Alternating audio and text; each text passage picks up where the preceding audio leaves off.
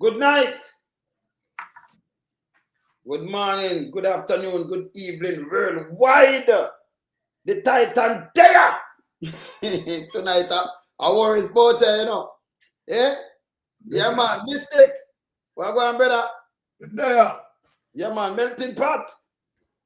There, no, my brother, as usual, you know. You don't know. See? Yeah, man. Them know so tonight hot, you know, because we have some special guests. You know, we have special guests around here tonight. That are the past chairman of the police federation, Rohan James. And then we have other police in the place too, you know. Detective inspector, you know. I'm detective sergeant upon assignment, but him for calling said but we have detective inspector. Him because the music carry him batch and him thing and what him do. And some things are going where, you know, it's not right.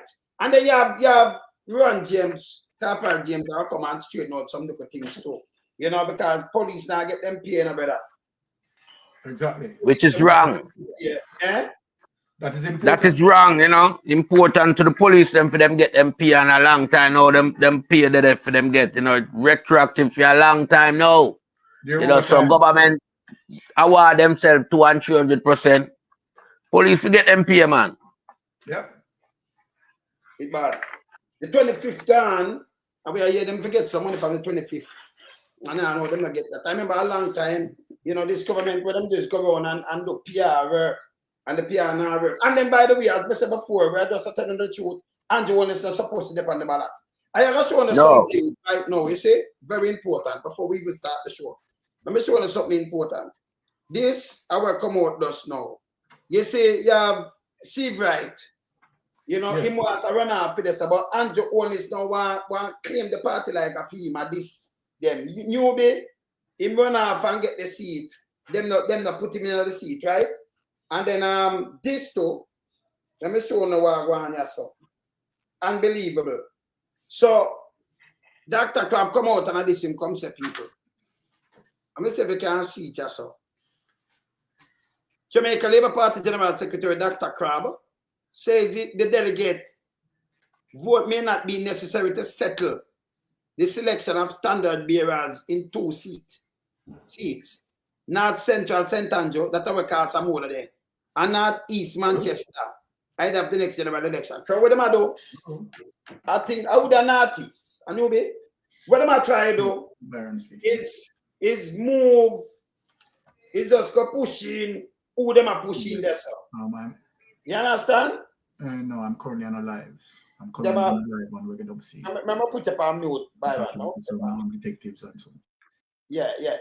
Saying yes. So them what them want to do is just put who when them want to put in, and that them I try to do, you know, put who when them want to put in without you know, without the delegate vote by right. Yeah. Me I say, you know, you're good, you know. But what happened to my section here, so hold on. Something there, you know. So I mean, this your attack? Yeah. So good now? Yeah, because I did see it up here before. So there's 4 minutes. Close one. Yeah, close one and 2. You put up a next one. Yeah, close one. You like half one of them. Yeah, see me good, right? Yeah, man, I hear it. Yeah. Because 2 is there. 2 is there. But wait, you know what? I'm close that I lock you out. So you have to just move on. But it's all right, we just lock down one. You understand? Okay. Yeah. Still up there? Yeah, pass the wiki there, yeah, man. Yeah, I'm signing up. Yeah, do that. Yes. Yeah, that's yes. Yeah, man. Same. So tonight when I play with them, I could start. Me by Byron, yeah, slide out and slide in back. So just move one of that. Yes. So I could just deal with this. All right. Yeah, man. Up. Good. All right. Cool. All right. Good. Pastor Rick. Aye. You're there. Full house. So full house. Pastor Rick. Boss of prayer. Big up yourself. Prayer, you know. Full metal jacket. All right. Let me start the show. Let me start the show, Pastor Rick. Okay.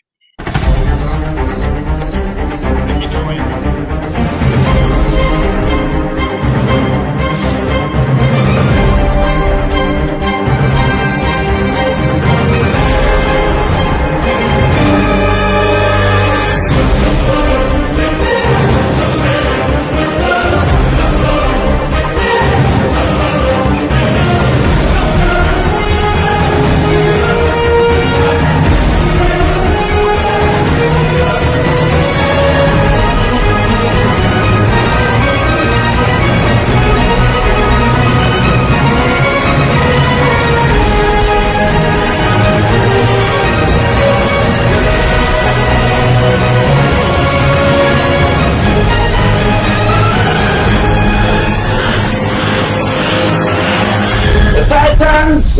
No two about it. 1 a.m. Start packing because you are going. Yes, all right. So yes, man, go back now. So I make Pastor Ricky Boss a prayer. Sir Rohan James I try signing right now. So you know, same so yeah, same just call me while I try signing. I'm just tell him yeah, just start him think. I know sometimes you're signing, you know, it go ready. Pastor Ricky, Yes, sir. a prayer, you know, because tonight extra, you know. Yes, sir. All right, let's pray. Father, we thank you tonight in the name of Jesus as we come on this medium, this platform, this powerful YouTube channel that is reaching the nations. We thank you for your son, Father Lonesome, the Godfather, the trendsetter, the one who has set the pace for so many now who come in the social media space. Bless his wife, Lady Angie. Bless their children, bless their grandchildren. We pray that they will always have food on their table. No sickness, no illness, no shall ever befall or defeat them. We thank you for your other son, Sir Melton Pot, his wife, his children and grandchildren. Continue to open the windows of heaven and pour out your favors, your grace, your blessings on them. In the name of Jesus, we thank you for Sir Byron, your other son, and his wife, Lady Anne Marie. In the name of Jesus, their children and grandchildren. Pour out and give them the victory over stumbling blocks, barriers, hindrances, and everyone in the chat, their families, spouses, children, grandchildren. Thank you for Corporal Rohan James, an overcomer who has overcome what they have tried to do to him. Continue to elevate him and strengthen him and keep him, and bless us tonight as we come to share pertinent information so that the people of Jamaica can make an informed decision, that the people will be wiser, stronger, and better. In Jesus' name we pray. Amen. Amen. Yes, man. Up. Wonderful prayer. All right. So Amen. yes. All right. So yeah. Sir Rohan James I sign on right now. I tried signing in. Yes. Make sure I'm having anything I try signing in. Make sure I'm signing this and then we start kick off right away. Because we see Sir Byron, we see, you know, JFJ came out and they march. Right? Them just have a little peace rally. And you know, the government will stop playing hypocrisy role where they make it sound like JFJ against, you know, the police and them have support crime. JFJ is a human rights activist group. Human rights group. You understand? Human rights group. And you have to stand for human rights, okay, where even if you go to war, that's why a lot of people charge for war crime, yeah, around the world. Yeah? Because a man here take down a squad, brother. And him plane, you shoot down him plane. And him bail out. Because you know them have the parachute and him bail out. And him surrender. If you kill that man, you know, I'll do him just mash down a bag of place and hurt a lot of people. Yeah? If you kill that man, you charge a war crime, you know. Him surrender. Right? But you know, in a Jamaica, this is not the way to go where you just go around and you kill off a bag of, you know, people. No, you don't have nothing at all. You can't show nothing. You just go for them, assassinate them. And we have the videos because enough of them have video all over the place. We have the video, put all you for kneel down and you shoot them and kill them. And then you report, come out, you know, it's a shootout and you get a gun with 8 live round. Come on now. The youth them from Winard Road, police just one of the people, them youth. The mother dead, for Christ's sake. She died. Me talk to her. From age 17 to 21, 3 of them.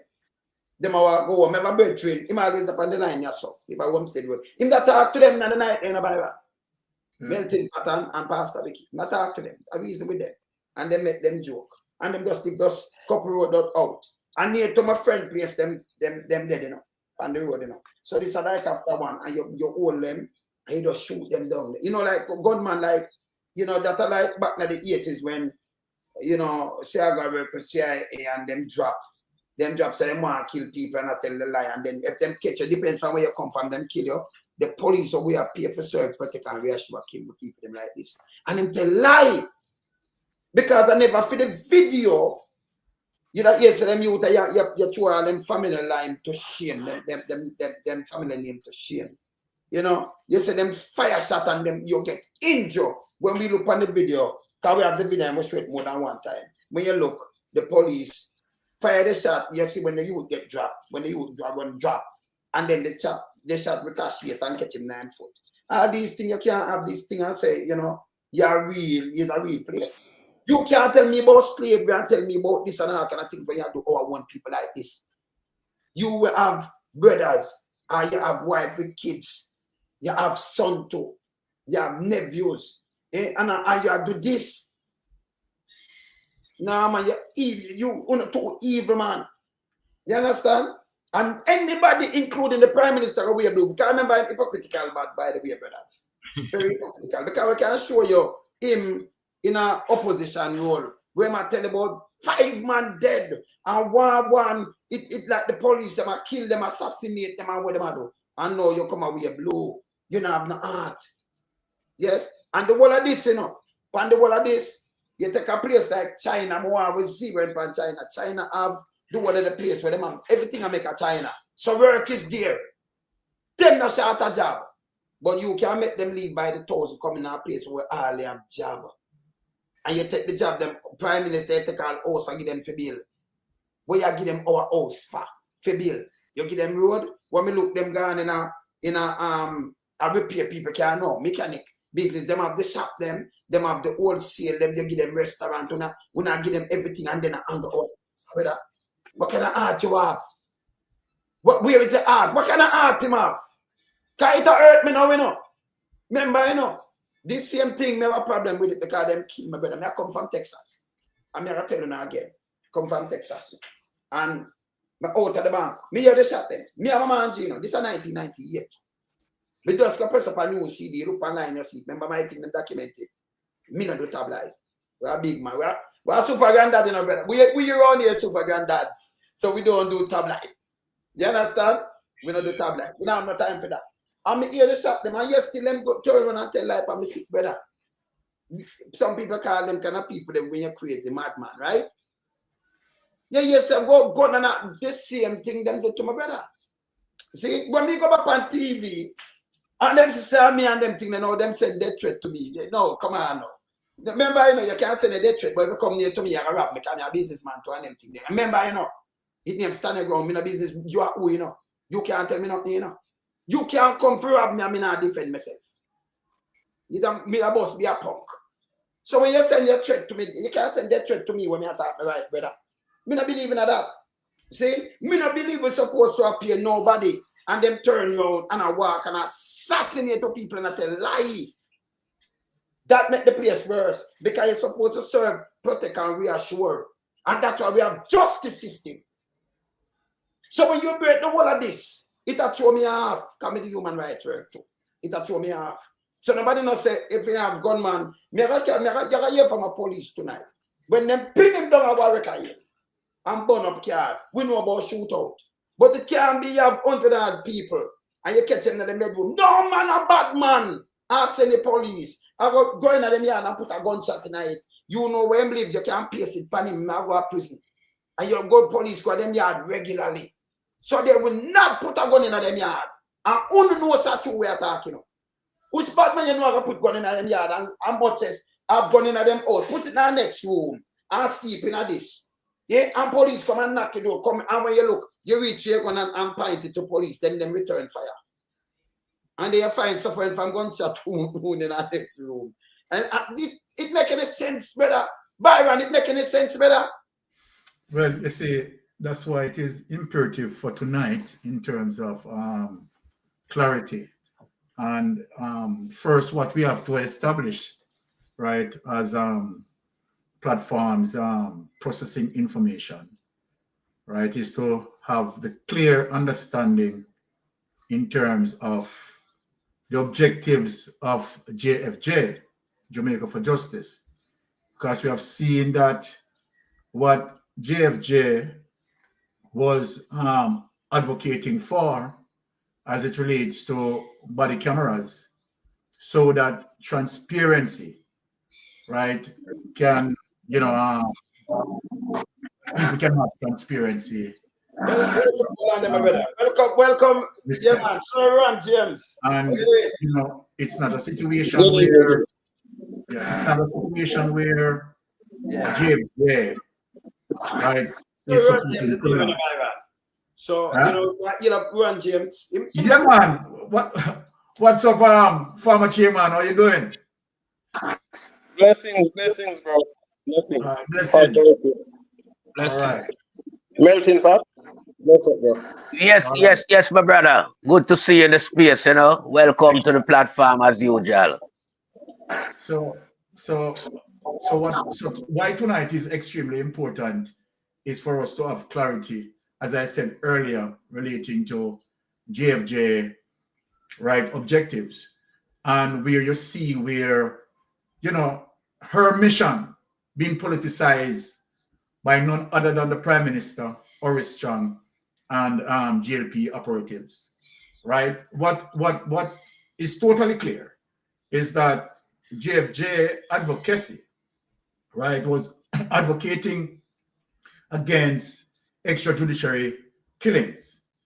And in clear terms, also, right, as it relates to the 2 mandates that JFJ carried, that police officers, right, who during execution of their duty should have body cameras so that body cameras can present that level of transparency, right?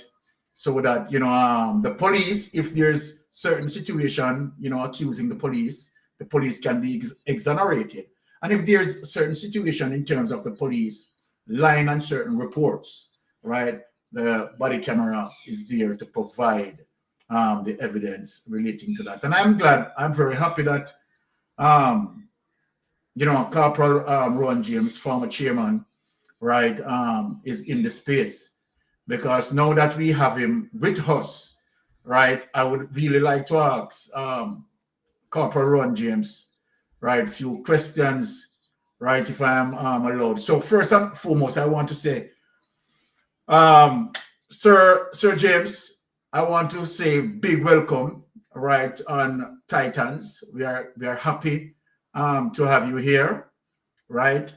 And again, we know that I'm seeing Kurt Knight, right, just signing, and so then it gives me the opportunity, as it relates to both Mr. Kurt Knight, who I believe is a police officer, as well as Mr. James. So then I just want to begin right away. Just a minute, right? Sir I don't want to any opportunity. Wait, not hearing everything clearly. Huh? Are you hearing me clearly, Mr. James? You're hearing, Sir James? You're hearing? You can hear me? I don't think Sir James hearing it. Not sure what's happening. I'm not hearing clearly. You're not I'm at maximum volume though. You must go out and low. Okay, Brother James, you have to go out and come in back. Sign out and sign in back. Are you hearing that?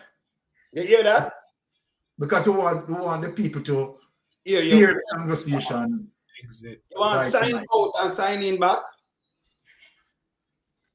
You can sign out. Let me tell you. Let me call you and tell you. Okay. Yeah, I'm gone, Father Lawrence. All right. So we have Mr. Kurt Knight here. I wonder if Mr. Knight can hear us. Yeah, Mr. Knight? Yeah, good night, gentlemen. Loud and clear, man. Continue. Okay. All right. Good night, Mr. Knight. Good night. Okay. Sir. All right, Mr. Knight. To the fact that the panel, right, I really don't know much about Mr. Knight. I don't think Melting Pot or Pastor Ricky, right? I know that, I presume that Wayne may have known you. So for that, I'm going to give you the opportunity, Mr. Knight, for you to just introduce yourself to us, and then we can begin with the conversation. Brother Rohan James, are you hearing me, sir? All right. Yeah, man. I'm not a stranger to the no, he's not a stranger. I'm good. Platform. So I can proceed. Yeah, I'm watching every night, man. All right. So let us proceed, Mr. Knight, in terms of, we want to give all Jamaicans, right, home and abroad, clarity as it relates to, right, the situation with the JFJ advocating, as it relates to the 2 mandates that JFJ advocating for, as it relates to extrajudicial killing that JFJ wanted that, right, to stop and for corrective behaviors to be pursued. And of course, body cameras as it relates to the level of transparency that needed to be provided, right? Whether it may exonerate a police officer, or, you know, if the police officer done something wrong and that need to be highlighted, then we can have some transparency. Having saying that, right, I'm just going to go through some questions and where I need respective persons as it relates to Mr. Rohan James and Mr. Kurt Knight to answer the question respectively. So let me begin. Byron, so go on, highlight the people demand something too. Very important, because you don't know Rohan James is a no-nonsense person where him just talk in mind and him deal with the thing proper. And Sir Knight are the same thing too. I want him highlight tonight. Sir Knight, when you come in, right, more you highlight with you and the thing with you and Portia seem similar, yeah? We just remind them something, yes? Remember that thing that when they do a little investigation, I show them how police investigate and how real government act. You understand? MP act. Not that I can do this. But more you bring in that and just remind the people, them more remind them about something. Yeah? Please and thanks. Yeah, man, no problem. All right. So, okay, all right. So I can proceed with. Yes, all right. Proceed. Today them have a court case with Sir Rohan James. They have a court case today, right? You go to the court case today, right? Rohan?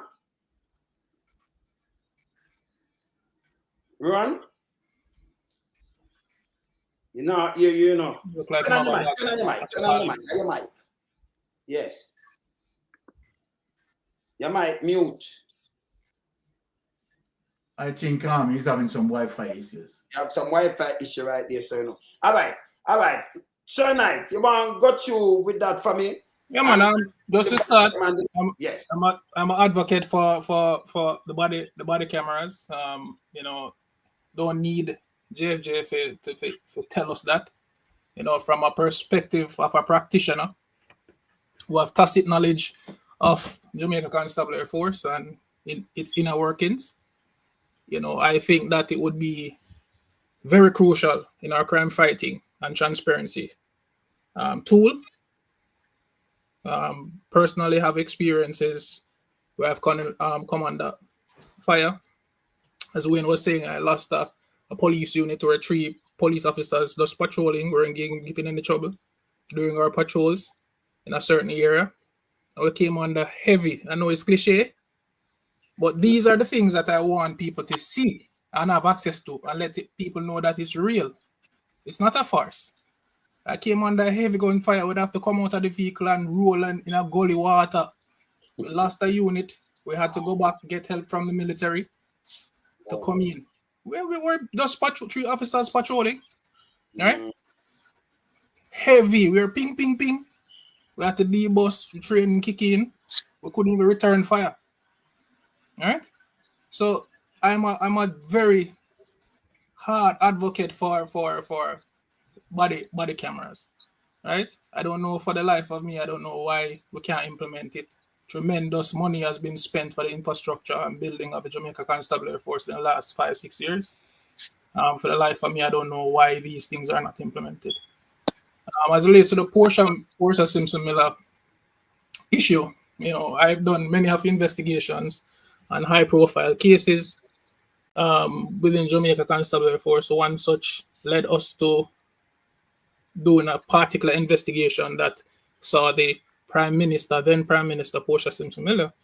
And I was telling Wayne that when we served the document on her, she hugged us. You know, we got a hug from her. You know, you're all right. You know, Portia Miller is very warm and nice. So, you know, there was no animosity. There was no blame. We're doing her job and she understood that. And that, you know, we're doing an investigation. It was a process. You know, so for the like of me, I was liking it to how when the investigation is happening now with the sitting Prime Minister, how hostile and uncooperative he is, as if he has something to hide. You know, so that's what Wayne wanted me to mention. Yes. So, you know, somebody does write in the group chat. Listen, that's a simple thing, you know. When YouTube go watch right now, feedback. Where we get a feedback. Sir James, mute the mic. Mute the mic, Sir James. Yeah, mute the mic. Can you hear me, Sir James? It'll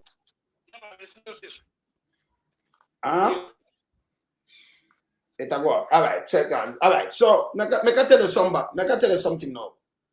If you look on YouTube and look on all of the police, them and them interaction with people over the world, them have a camera.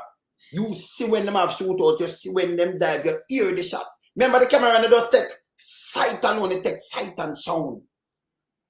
You know, say the police are fire from where I hear the shot come to him. And when it has skip and a leak, so it's good for your camera here. So the follow like what Chang say, but camera when man duck. That is stupid. You don't know what's when camera depend people, man. You can't know when him duck to, you know. You know when him chuck to, you know. You will see in a more than one of these things if you go on YouTube right now. You understand Melton, Pat and Byron and Pastor. Yeah, man. You will see police and man a struggle. The vehicle pick it up, the camera pick it up, you see when them drop, and you see when other police have camera, so them take for more than one angle. So you see when they fight and firefight, then you will never know that. That is simple 1, 2, 3. Don't follow what them say. That is stupid. But when you have camera, I the one Dr. Crop say that. You know. When you have camera, you know, and you drop, nobody knows, nothing no goes up. That is me. So the camera, and then it pick up, it record everything. So even if you hide the camera like this, it record the conversation, it record the bullet, it record if you get it, we get it. When a man drop, you understand, Byron? So they know who contest the camera. That's stupid. Okay? So the camera needed. You can't hear me now, Sir James. Turn on your mic. You can hear me?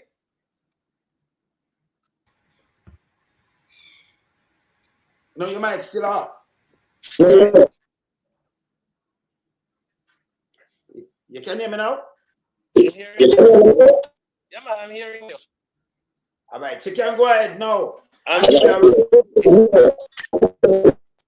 Yeah, you might have to call him. You might have to call him. All right. You're ready, Sir James. Would you? All right. Let me tell you what you do.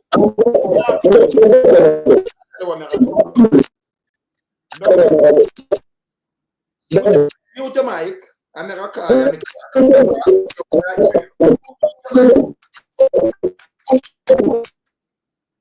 Mute the mic.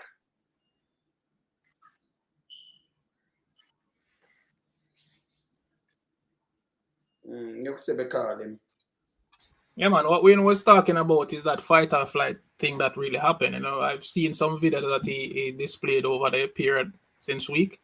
You know, one of them with a uniform personnel, a brown khaki man, looking through the window. You don't get that realism of fight or flight. You know, that somebody that is at life is at risk. You don't get that feeling. You know, and it leads the public to believe that something is off. Now, if you had the body cam running, we'd have actually can find out what is actually happening. But you getting that view, that optic shows that there's no real urgency within that that inspector or DSP about you know a gun battle taking place. All right. Yes, sir. Yes. Well, I'm having on the line because we're not getting me. Could us make him take a piece of this. You can hear me now. You can hear me now, Sir James. I mean, we could get a piece because we are come up and we not hear you good and it's a feedback. But we have your answer, so we're good. Okay. So right? we can ready to start the process? Yes, ma'am. All right. So Mr. Knight, all right, knowing to the fact as it relates to hold on. JFJ 2 mandates, right? As it relates to extrajudicial killing, where they are advocating against that and for corrective behaviors to be pursued. And of course, body cameras, which you said you endorse. And now to the fact that, okay, that was clear in terms of communication from JFJ. Now I'm asking you, the Prime Minister wearing blue in solidarity with the police, knowing the objective of JFJ protests, what does that mean to you? I mean, again, for me, the optics look away. As you know, me and Wayne always talk. It's like you're creating like a me against you type of attitude, which don't make sense. You always want objective body look into any law enforcement organization, right? For transparency, right? So it's like the optics is saying that I'm with the Jamaica Constabulary Force as opposed to JFJ. So it's not a good optics. As a leader, you have to be very objective and understand why you have a body like, versus saying what they're saying. That's my view on that. Okay. Prime Minister Andrew Owen is a thief, so you can't expect anything better from him. Okay. Let me ask you the next question. Ask Mr. James, I'm not going to bring him in and ask him one thing. Let me ask you the next question. Hold on. Yes, James. All right, now you better know. Yes. When the Prime Minister was in opposition, right, he campaigned against police brutality, right? And now he's in the incumbent, where the similar issues being highlighted by JFJ. However, we have the Prime Minister now stand in solidarity with the police, right? What is your view on that? Then and now. Yes, sir, James. I wish that the politicking aside, it's been a trend. Simply put, whether you are in opposition or in government, it is incumbent that you stand with law enforcement at all times. But most of all, we have to respect our stakeholders. Every single stakeholder, be the non-governmental bodies, such as JFJ, other human rights bodies, or the government body that includes Omicom, we have to pay due regard to them because they are very much essential to ensuring that justice is stopped along the way and human rights are upheld. In terms of my service in the JT, I've always, whilst at the helm of the Police Federation, championed the cause for body cameras, less lethal devices, and resources for the police officers to be able to carry out the task that we are so dedicated to do. I can't see the relevance of us protesting against Jamaican for justice at this time, when in hindsight, what we need to do is to ensure that we are properly able to account for our actions and our non-actions. Simply put, we want every citizen to feel comfortable out there partnering with the police. And it cannot be that we operate on a divisive culture and expect that we are going to win the trust and confidence of the general public. If the public, who is our employer, who elect our political director, is saying to the political director, we want our law enforcement agents to wear body camera, then it is incumbent to give them what they so desire. And in the interest of life, to provide the police with less lethal devices other than mere bullets to go out in the public domain. Simple. So since you're on that, Mr. James, let me ask you a question. The use of force theory, right, is an important tool for the police to always observe and utilize, right, in their action. I want to know, is there a workshop in the force where build the awareness as it relates to use of force theory? Yes, there are workshops, there are training and continuous training that is within the organization. Bear in mind, that our use of force policy is an adoption of Article 3 of the United Nations Convention. So consequently, it is incumbent on the government to provide all the necessary resources so as to protect life and property and to reduce harm and maim to any citizen of this country in the execution of our duties. So it would be a contradiction of duty that the police officers have to be provided with hardcore bullets to weed out their police in the citizens and have the only response mechanism, which is the gun, which with oftentimes we have seen lives like that. All that I cannot say that because I have not been in a position to do those investigations. So we are waiting those outcomes.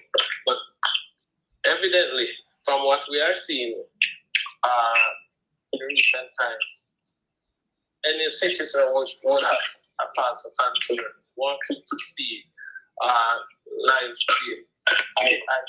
I was hasten to say though that I believe that most police officers are abused by men armed with weapons. I don't expect them to come out the loser. I don't expect that. I expect training, which is superior, to be utilized to maximum capacity.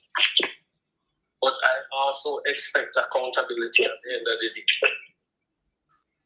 So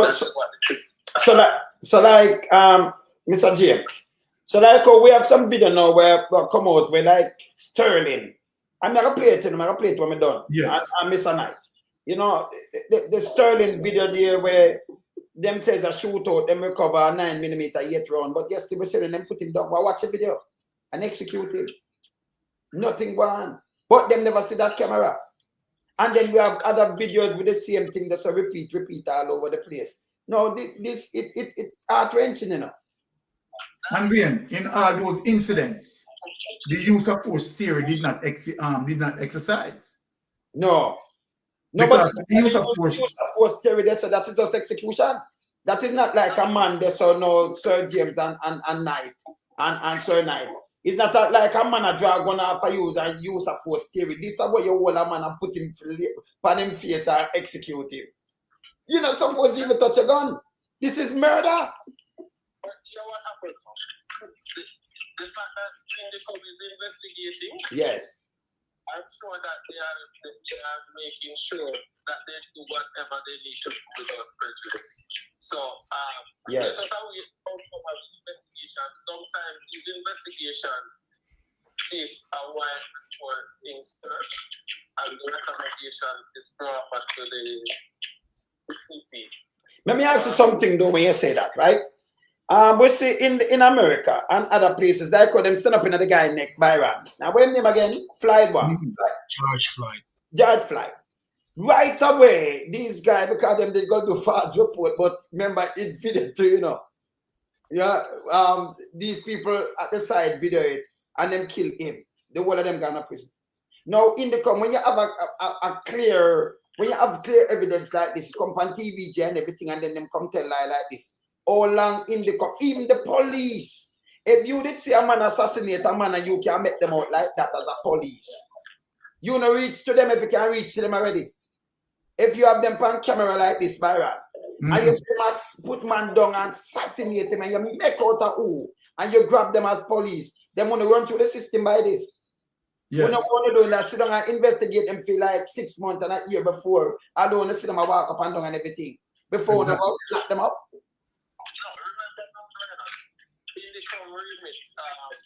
Has been confined based on the statutory provision. Yes. So the investigation, they are not empowered to effect arrest. Yes. So their role is investigation and to ensure that the best evidence is brought to the director of prosecution. I remember said something else before we make one more the title and come in back though. But this way you see something a murder, we don't care about who, if it's a judge or by the police or by a citizen. Put a man on his face and execute him. This don't need him to come though. Because that is clear murder. But Wayne, if you have 5 policemen, yes, right? 5 policemen who accosted one man and put that man on his knees, right? As it relates to that particular circumstances. Yes, we're gonna play it. How would it be that any of those policemen life would have feel threatened, or any police would have feel threatened, and as a result, he resort to his firearm, right, and shoot that man? I don't get it. I don't get it in terms of, look how many policemen are custody, Police and soldier, right? Have one person in custody. Which part any of that police life feel threatened? And so that the police can use it for you tell me, which part there the police feel threatened? An unarmed man, you put him on his knee, tell me how the police feel threatened, life feel threatened. That we want to know, how that police life feel threatened. Where you have the use of force theory, right, is going to tell you as it relates to how force need to be used proportionately. Which one of those policemen who we are witnessing now can say to the Jamaican public or anybody that his life was threatened? And so then, providing that the police feel threatened, the police can use his firearm. I want somebody to explain that in terms of what they are seeing. You have about 4 policemen, you have soldiers, 1 man, no weapon. That man. No weapon. How can that be where that man life or where any other police can say, you know, my life was threatened, and so then I have a reason to use my firearm? Because, you know, look, listen, and that is one of the reasons why I asked about the use of force theory. You understand, as it relates to the proportionate of force that the police is going to use. People need to understand what I'm asking about, you know. The use of force theory is important. It's going to tell you that the level of threat must equal to the police response. So if the level of threat is equal to the police response, what we have just witnessed, we have 4 policemen along with soldiers held this man, took him out of his house, carried him on a corner, have him kneel. Which one of those policemen or soldiers can say, you know, under these circumstances, my life feels threatened, and so then it gives me the right to use my firearm? That's why the use of force theory is important in all execution of police duty. You understand? And that's why the workshop is important for police to understand the level of awareness. We have seen person in handcuff, being handcuffed, right, where 2 policemen. And I want to ask any of those 2 policemen, you handcuff the person, and because the person is resisting, you fired 4 shots in the person's abdomen.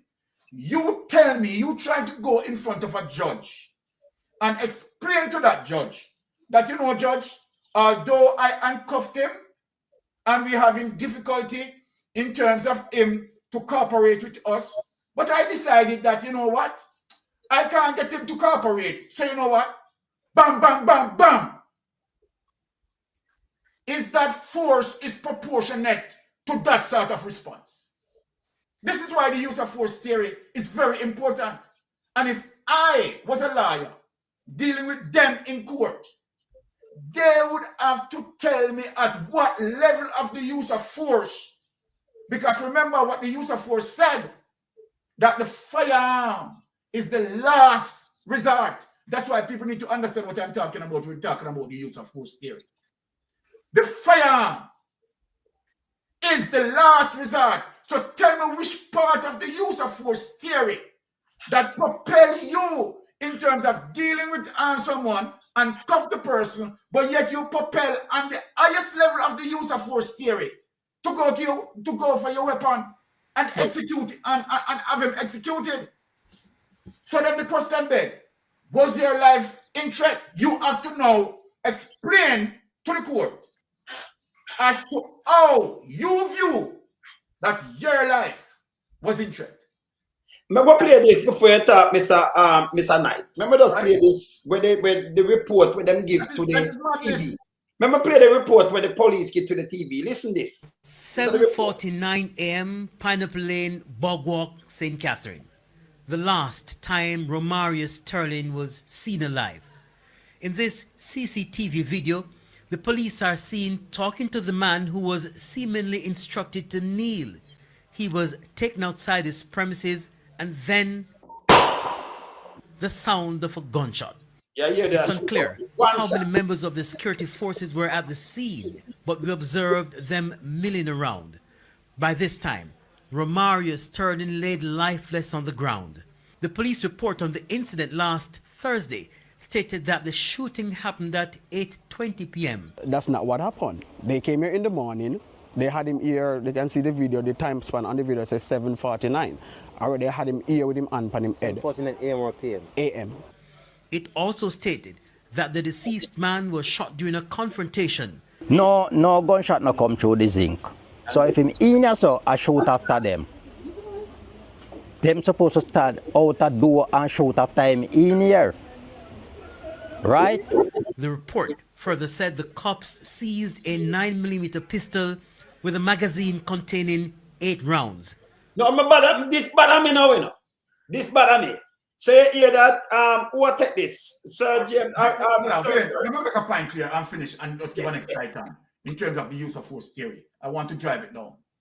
Now, in courts, criminal and civil officers who use force, where it is determined the force is unreasonable given the totality of the circumstances, are subject to criminal charges.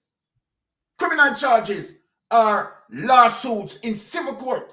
The force used by the officers does not have to result in injury to the subject for charges or civil action to result.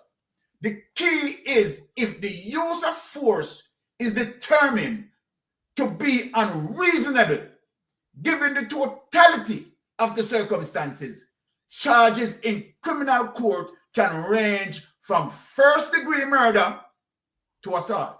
Now, having said that, and I define the use of force theory, yes, we are saying that the clips that we are looking on, how as it relates to the proportionate use, how do you measure up having someone taken out of their bed, taken out of his bed?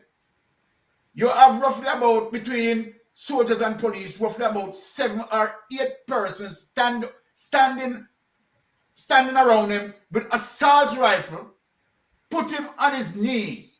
I want for them to go into the court and try to convince a judge that the force used was necessary. All right. So, Mr. Mystic Sensation. So, we put it in buckets, right? Yes. So, murder is murder. Exactly. Murder is murder. So, it doesn't matter what badge you have, it doesn't matter what uniform you wear, it doesn't matter if you sign on duty. Murder is murder. The use of force policy would not come in play if a police officer commits murder. That's it too. Okay. Yes. So when we use the use of force policy, this is a guideline to help us to use proportional force when we're dealing with resistance in any form. Right? So okay, hold on, Mr. Knight. Hold on. What I've just read, it is saying that if the use of force has not been utilized and it escalating in terms of causing injury or take somebody's life. All right. Remember it said that. Yes, yes. So let's get on track. So I'm saying to you that if a gunman murder somebody, does use of force apply? No. No. Obviously. Okay, so that's what I'm saying. Yes. So if a police officer in his duty come up with some resistance and he's doing his lawful duty, right? And him have to use force, then the use of force apply.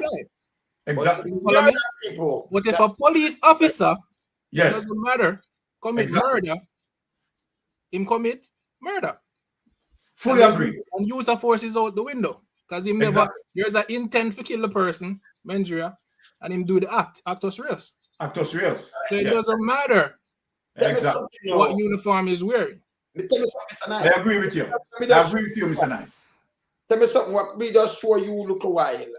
What you call that? That look like a shootout to you, sir? Well, again, Wayne, wait. Doing it for years, Wayne. Yes. It's a camera. We never see the act, right? What we did see is that you see police officers not react with their adrenaline. You would like to see with a shootout. You hear one single shot. Let me answer your question. We hear one single shot. So as an officer, we do this decades now. I can't say a murder because I didn't see it. Yes. But what I can say is it doesn't look good. The optics doesn't look good, and that is why I advocate. That is why I advocate for body cameras. So when we have these questions, because it helps officers too, you know. You think if Chucky Brown, do you have a body camera? He would have served 51 years now. Wow. Chucky Brown, yes. So these things happen, Mr. Mystic. These things happen. Yeah, we're not naive to police murdering people. And we're not afraid to say they murder people. It happens, right? What my learned colleague was saying is that we have to get the resources in place, including body cameras, less lethal devices, such as tasers. Because if you give me a uniform and boot, mask, helmet, long gun with rounds, what you want to tell me to do, Mr. Mystic, if you're my boss? Exactly. Answer the question on the panel. If you give me boot, you change my uniform, I look more militant. Right? You give me helmet and you tell me to wear a mask. Paramilitary. Right? What are you? Give me a taser. All right? Give me what are you telling me to go to the public and do? Yeah, man, go and do your thing, man. And remember, you are protected because... And remember, we had a minister that came out and said, what? Shoot to kill. Shoot to kill. And they say, yeah, waste resources. Don't care the mean, because you waste resources in the hospital. That are the Minister of National Security. In charge of war crime. And remember, yes. And it's not the time when we start making noise, never retract or put the police officers and say we not agree with that statement. Yeah. So silence mean consent. That is it.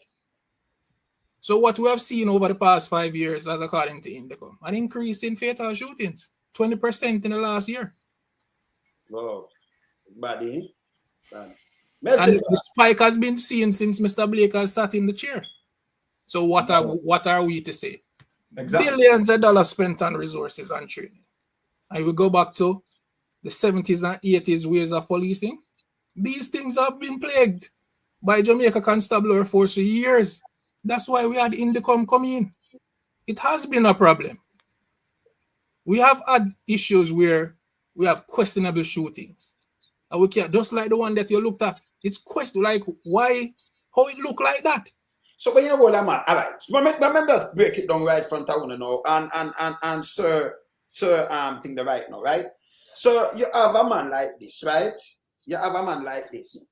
And you have him hand upon him head. And you say kneel. Like what them tell you, them see it, we are watch that them kneel down. Then them carry me on there. So that means you have him, you carry me on the back. Not with a handcuff or something, but you put him down. You fire one shot, him dead.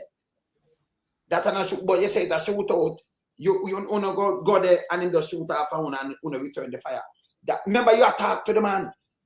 Iman pan him head. Yeah, This brother. Yeah, you leave a lot of questions because the questions are gonna be if you had him in custody, you restrain him. How him come out of the restraint, how him come out of your control. So now the police officers would have to justify how him escape from them custody. Before the shot go off. So exactly. And then you some man with rifle on you, and when you look, you have a gun in your pint, and then you get one shot. And then them just walk and look and make up with them and make up. But you still use a shootout, and you have 8 live rounds, and you have a gun. Body camera solve all of them questions. Specific high profile operations like these. Everybody have body cameras. Everybody good. Especially trained as the Mr. Blake said them. You know, they're specially trained, and everybody have on them camera. Especially if you like these special forces looking guys, they would have them helmet camera, right, with lights and stuff, like how the US do it, and we can see everything that happened. And it helps them because they know that they're being recorded. Everything is being stored. They have a control to stop it. I guarantee you, say without better outcomes and less unquestionable shootings. You're right. That's true. Yep. Yes, melting pot. Yes, I want to direct this question to Mr. Knight. And it's a question that, has been baffling me for a long time as it relates to video. Now, I've seen where on several occasions, video that come from the public has not been used in a credible way to ascertain what took place. Because as it relates to no movement there, that video was discredited by the former commissioner. And in the circumstance of Romario Sterling killing, it seems like, the agency in charge to analyze video as it relates to police and civilian confrontation does not recognize a civilian video. Because if this video was shown on a body camera, what would be the outcome? Would it take so long for the investigation to pursue? That's my question to you, Mr. Knight. All right. So over the years and even on my side, right, arresting people and having these CCTV footages, right, and trying to get them admitted in court, we have had issues on our side, meaning the prosecution side, right? Yes. We have the same issue. So it's a court issue. And for the life of me, I don't know why. Because the technology is so advanced. Because what they're saying is that, is this video evidence real? Have it been cut up? You see, the Vibes Cartel case, this is one of the things they use and showed his case, right? So I think, a lot of jurisdictions, such as the United States, have moved away from questions like these. If you come with a phone footage, they admit it because they can get the timestamp from the phone and everything, right? We're in the dark as it comes, it relates to these type of, they ask 1,000,001 questions about these footages and throw them out, so it's just a court issue, when it comes to these things. But I implore people to make the videos, right? We don't have the body cameras yet. So once you come in contact with the police for your safety and their safety, take out your phone. They're professional officers, they're public agents at the state. Record, because you're gonna see how you deal with the police, and we're gonna see how the police deal with you. So it's a two-way street. Mr.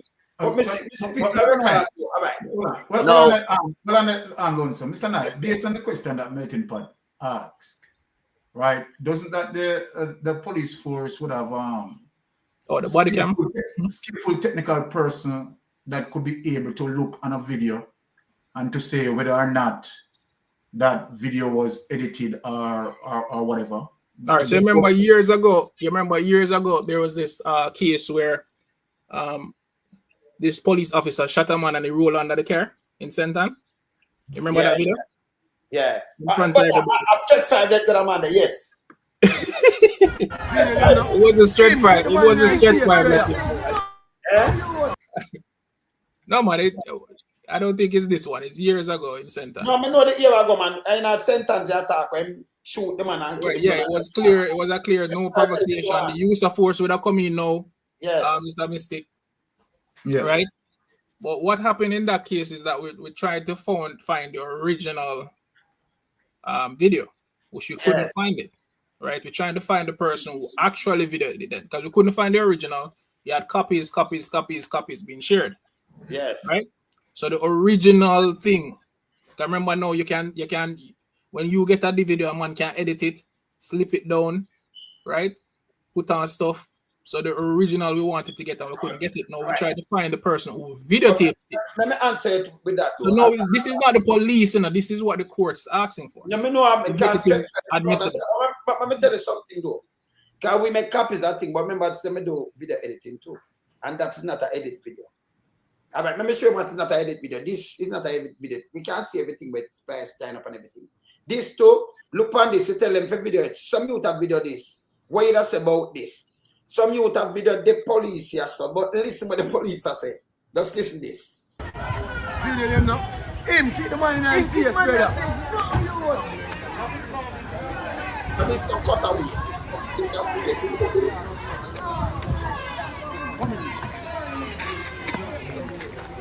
that man just seeking out flowing up on the roadside in the day. Blood clot on them killing in front of camera. We have that live on camera. We have that live on camera. Yeah. This is not police, you know. Right, so that's an unprofessional. That's an unprofessional and distasteful police officer. If I was commissioner, should I get charged too? Hold on, if I was the commissioner of police, it would have been in the office and give a public apologies to the public. But I don't need something. I don't need it. When you send out your better people as an inspector, as a detective inspector, you brief them before them go on road. Yeah, man, them always get briefed. If people come and give out some talking about them behave this, but what the action you take against them? Well, again, if somebody come and report that them have places to report, but if I see a video like that and that involve one of my officers, I do what I need to do. Which it should mean that I need a statement I will go on and send it in at the proper places. Yes. Guys, it's not rocket scientists. We just have managers that are not doing what they're doing. Okay. That has to be the thing, and nobody's talking. Everybody's hiding and trying to pretend as if we're doing a tremendous job. And you know, we have our colleague on the line, and it's the same thing with our pay, with the pay, right? And our salaries. Like everybody act like we're good and we're hunky dory, and who get promoted is happy and who not get promoted is sad, and everybody are try to fall in line so them can get promoted and they can be looked after. But we're not happy. 300% the government get and you can't get a salary up to date. Exactly. And nobody knows if say anything. The man speak out. The man not say nothing but give pay your money. And then bring up a whole entire court cases. And this is the thing that I am saying to you. The culture within the JCF is that you fall in line, and if you don't fall in line, they get where the man we're on the line you get. We pressure you. But Sir James get so one more. One more question for Mr. Knight before I pose one question to Mr. Rohan James. Let me just answer the question about the body cam. So the body cam would be controlled. It have a central database where it go directly, right? And then it would be stored, secured, and then there would be no issue as it relates to manipulation and all that. I mean, it's something that has been happening in the first world countries for years, and them design it that particular way. Go ahead with the next question.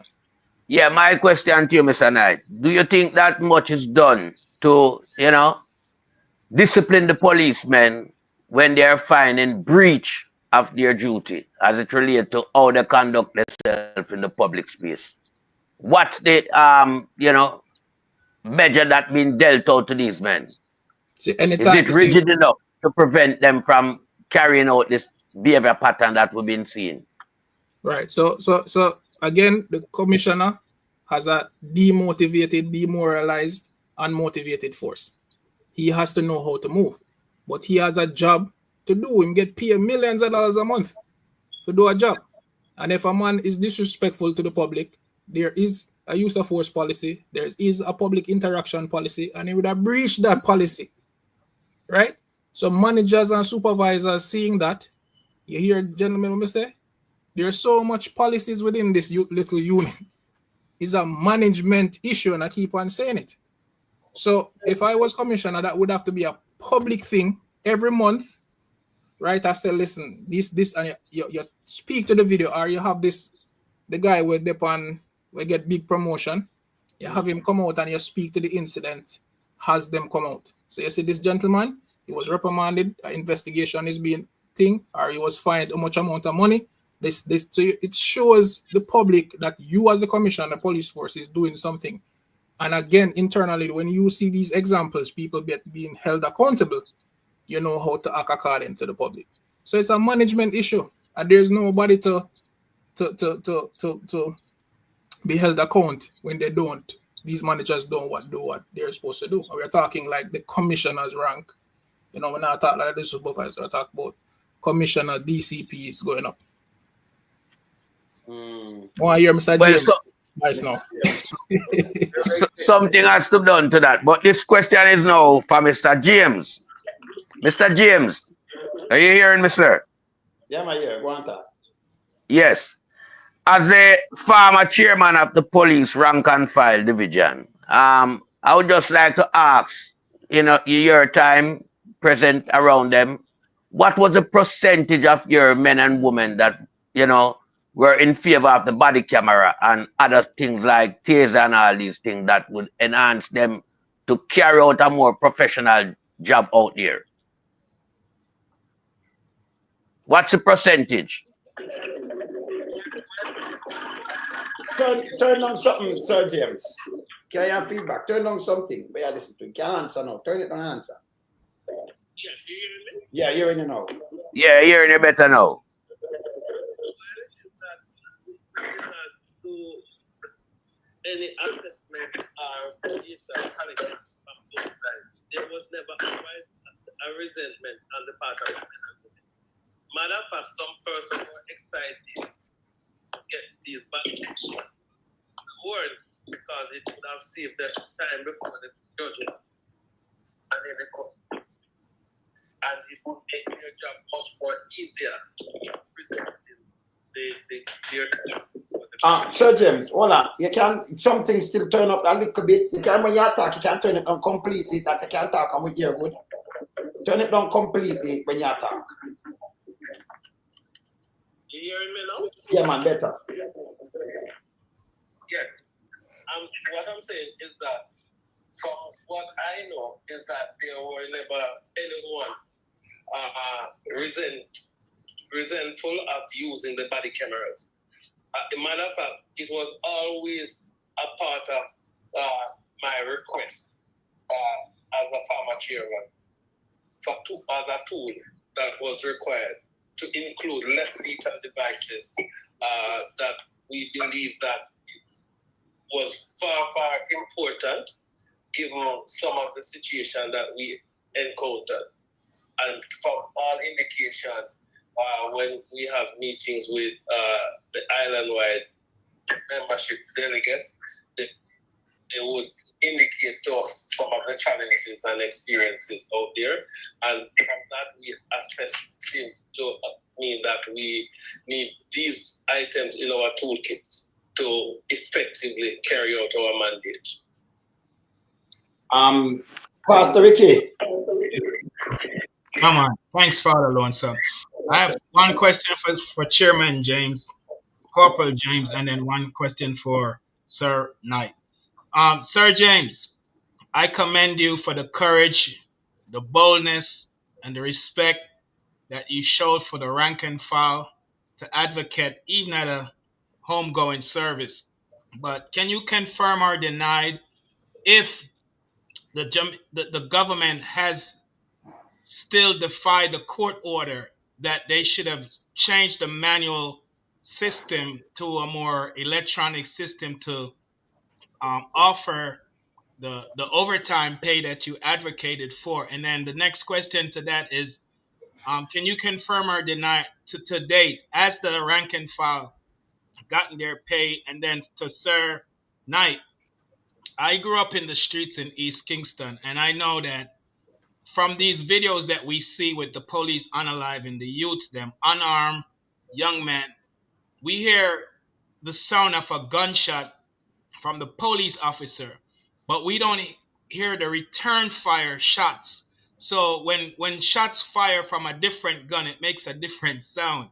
So these videos are damning, incriminating these officers, and they cannot be denied that, you know, this was a shootout, because if you have a Mach 11 or a Tech 9 or a Uzi or a Glock or a Matic or a AR-15, that sound is different from the return fire that's incoming to the officers. So is there a law that in Jamaica, if a police file a false report, that they can be prosecuted and held accountable as it relates to saying it was a shootout when it clearly wasn't a shootout? Those are my two questions for. Right, Sir James answer first. Hold on. Sir James? Turn down right again. Turn it down right again. You hear it now? Yes, yes. Turn it down, cool, yeah. Whenever a police officer acts contrary or they carry this. Well, I'm not hear this, so yeah. Repeat. Turn it down complete. It still loud. It start. Yeah, buffalo again. Repeat. Repeat now. Yes. Yeah, hear it. Yes. They cannot misconduct in a public office, and that covers it. In terms of there, if they are going to be offering information. Other thing is that You can hear me? No, it's still it's a buffalo. Yeah, something still turn up, look good. Talk again. No, it's a buffalo. You have something a buffalo on there. Like it turn when I talk, not you, it echo. not sure what is that. All right. No, it's a buffalo. All right, let me just hang up and call the back same time. Don't move. Let me hang up and call the back same time. Hold on. Yeah, poor transmission, yes. Yes. You hear it now? Yeah, man, better. Yes. What I'm saying is that from all indication, the Commissioner of Police is still in breach of the court order.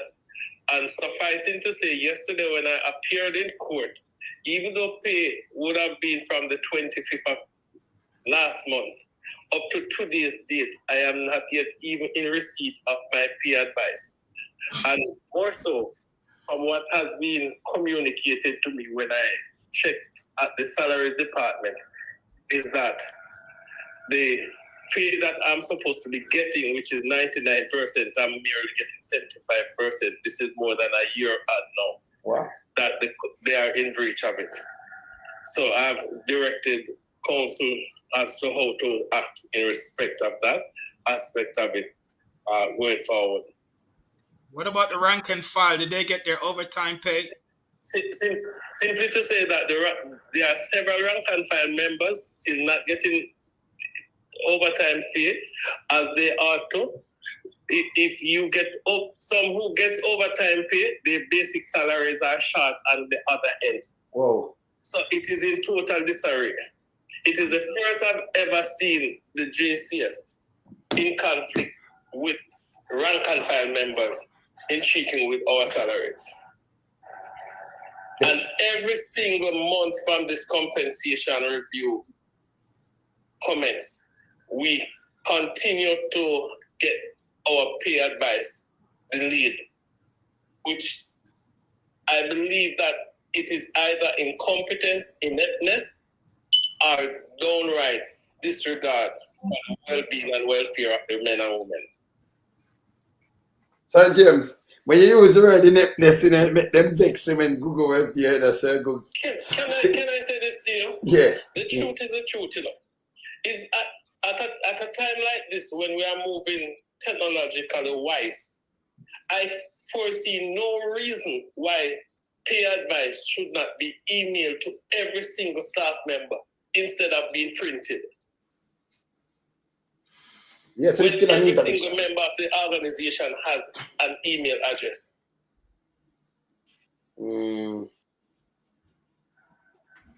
So them still back. It is time wasting. So them still back in at court, right? Yes, man. As a matter of fact, the judge yesterday has reserved judgment, so I await the outcome of that aspect. That hearing was specifically in respect of some applications that were made, some late applications, and from there we will move on to a full court hearing. Wow. So how long more you think this court back? Because it's gone about nearly 2 years now, right? Almost 2 years. But one thing I can assure, not only the rank and file, but the citizens of Jamaica who might believe that I have sworn to protect, that I will not relent in my quest to see justice served, where no citizen is left unprotected or their safety compromised. Oh, you're good police now. Because you take up for the rank and file. And the other day we see something come out of the paper like you for pay your own. No, but that unfair to you know. So maybe just declare it, the title declare this right now. You cannot serve as a chairman and I represent the rank and file. And then them come with something, some other people around the now, you know, them come up with some voting and I say you for pay it out of pocket. Remember, you never represent yourself, brother. This wrong. It's wrong. You see, why is it that those at the helm cannot speak openly as I do and candidly as I do? I am well aware that the instruction came from the Commissioner of Police and the DCP admin. And I want the public to understand that I contribute and I paid my dues to the Federation every month. The Commissioner of Police and the Deputy Commissioner does not. Okay. Read between the lines. When they talk straight like we're on it, like the Titans. Yeah, man. No, but Wayne, I must add, Sir James, big up yourself. But I must add, you understand that you wonder who we have strength for. Because if it's justice, it's justice. If somebody's involved in criminality, you're involved in criminality. If somebody's being vindictive or being it is what it is. And as Mr. James would have done his job as the chairman, right? And now, people never like what him say and them are victimizing. And we have seen a lot of police go through this type of thing. We talk about it at length. You'd have said some stuff. Commissioner of Police break the stoplight if he would have get a ticket from anybody. Nobody wouldn't give him a ticket. Because these are the things that would have happened to him. I'm telling you, this is an example of what it's like being in the Jamaica Constabulary Force, right? You want to stand up for justice and right and truth. Mr. James has done nothing wrong. Nothing wrong. It amazingly yesterday right? when I was in court to hear the attorney reading out and reciting what I said. When you have the High Command wants me as a chairman to interfere with the order of the court, which they have a duty of care. If it is that they want for the decision of the court to be altered in any way, they can simply well go to the court and seek a variation of the court order. No, I would not in my own conscience jeopardize the welfare and the well-being of the men and women who are out there, some who have even been evicted because they are unable to afford their rent, even though they are working the hours to be remunerated. I would not be so derelict in my function. I would have said in the past, my sin basket must never include that of the High Command nor the government. My conscience sets me free when I stand in the gap for the people of Jamaica, and that includes the rank and file membership, to whom I have taken an oath of office. You know, gentlemen, hold on, Mr. Mistake. Gentlemen, it must be included that the commissioner doesn't pay us. The ministry does. So why they take it upon themselves, right, for try to bar this court order? So now you see the political influence coming in, right? You have to wonder these are just like the extrajudicial shootings. It's questionable. Exactly. You understand what I'm saying? You leaves it to ask all these questions. But Mr. Knight, the same place the commissioner of police get him checked, at the same thing the lowest constable get him checked. Okay. Can Mr. Knight just answer my question that I proposed to him? Not 1 month the commissioner salary is short. Wow. Not 1 month, but yet you still have rank and file members for whom the federation is incapable of significantly representing them. This is operating with a shorted salary, a disregard and contempt for their well-being and their families, and thus further putting the safety and security of the nation at risk because you don't have a focused police force when your membership is going through that phase. Nobody wants to call a spade a spade. I refuse to be hypocritical. I will not be muzzled. I cannot be bamboozled, nor intimidated. I've not seen those persons yet to do it. All right. So, Mr. James, based on what you said, and we have seen in public where the police, where Andrew Holness and Dr. Crowd attired in blue in solidarity with the police, right? Now, the level of so-called care and solidarity that they stand with the police, are they not recognizing that the police, men and women, have family and need a livable income? Because where you have police officers who work in overtime, right, for God he knows, for that prolonged period, and up until now, they're having problem, right, in terms of getting those overtime.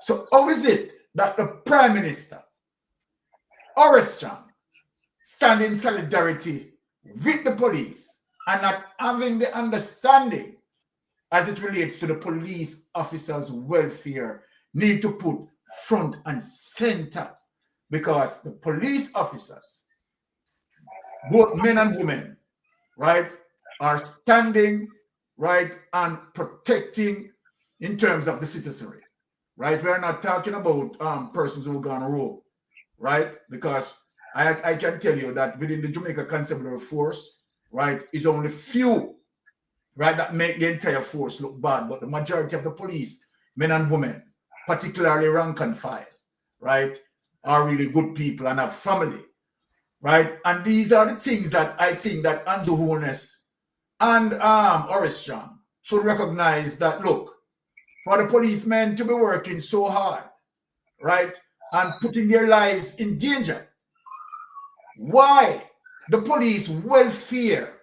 I am asking now because Andrew Holness went on campaign, said he's in solidarity with the police, right? Why the Andrew Holness administration is not recognizing that the police officers need a livable income? What we want to demonstrate, an ordinary constable pay getting maybe $120,000 monthly. And for that particular policeman who have a family that I would put, right, just an average for a better understanding, a family of 3. So then both the man and his wife and a child.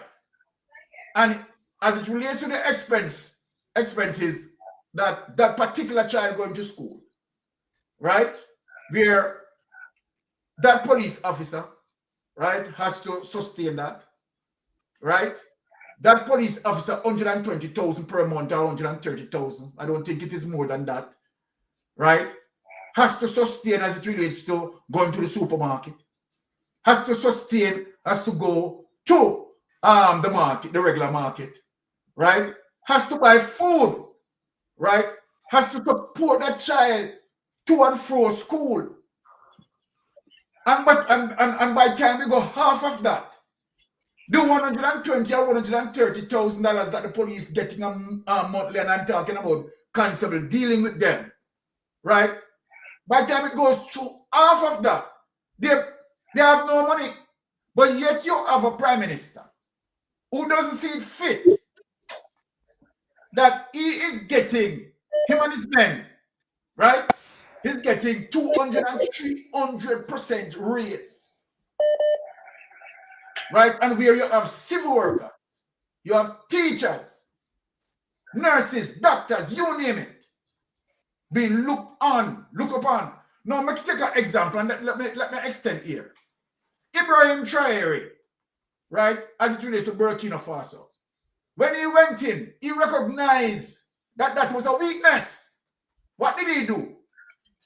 He moved towards cutting 30% of salary from the members of parliament, because it is the middle class that is building the economy. Police officers, doctors, nurses, engineers, they are the ones who are building the economy. The entire economy rests on the back of the middle class.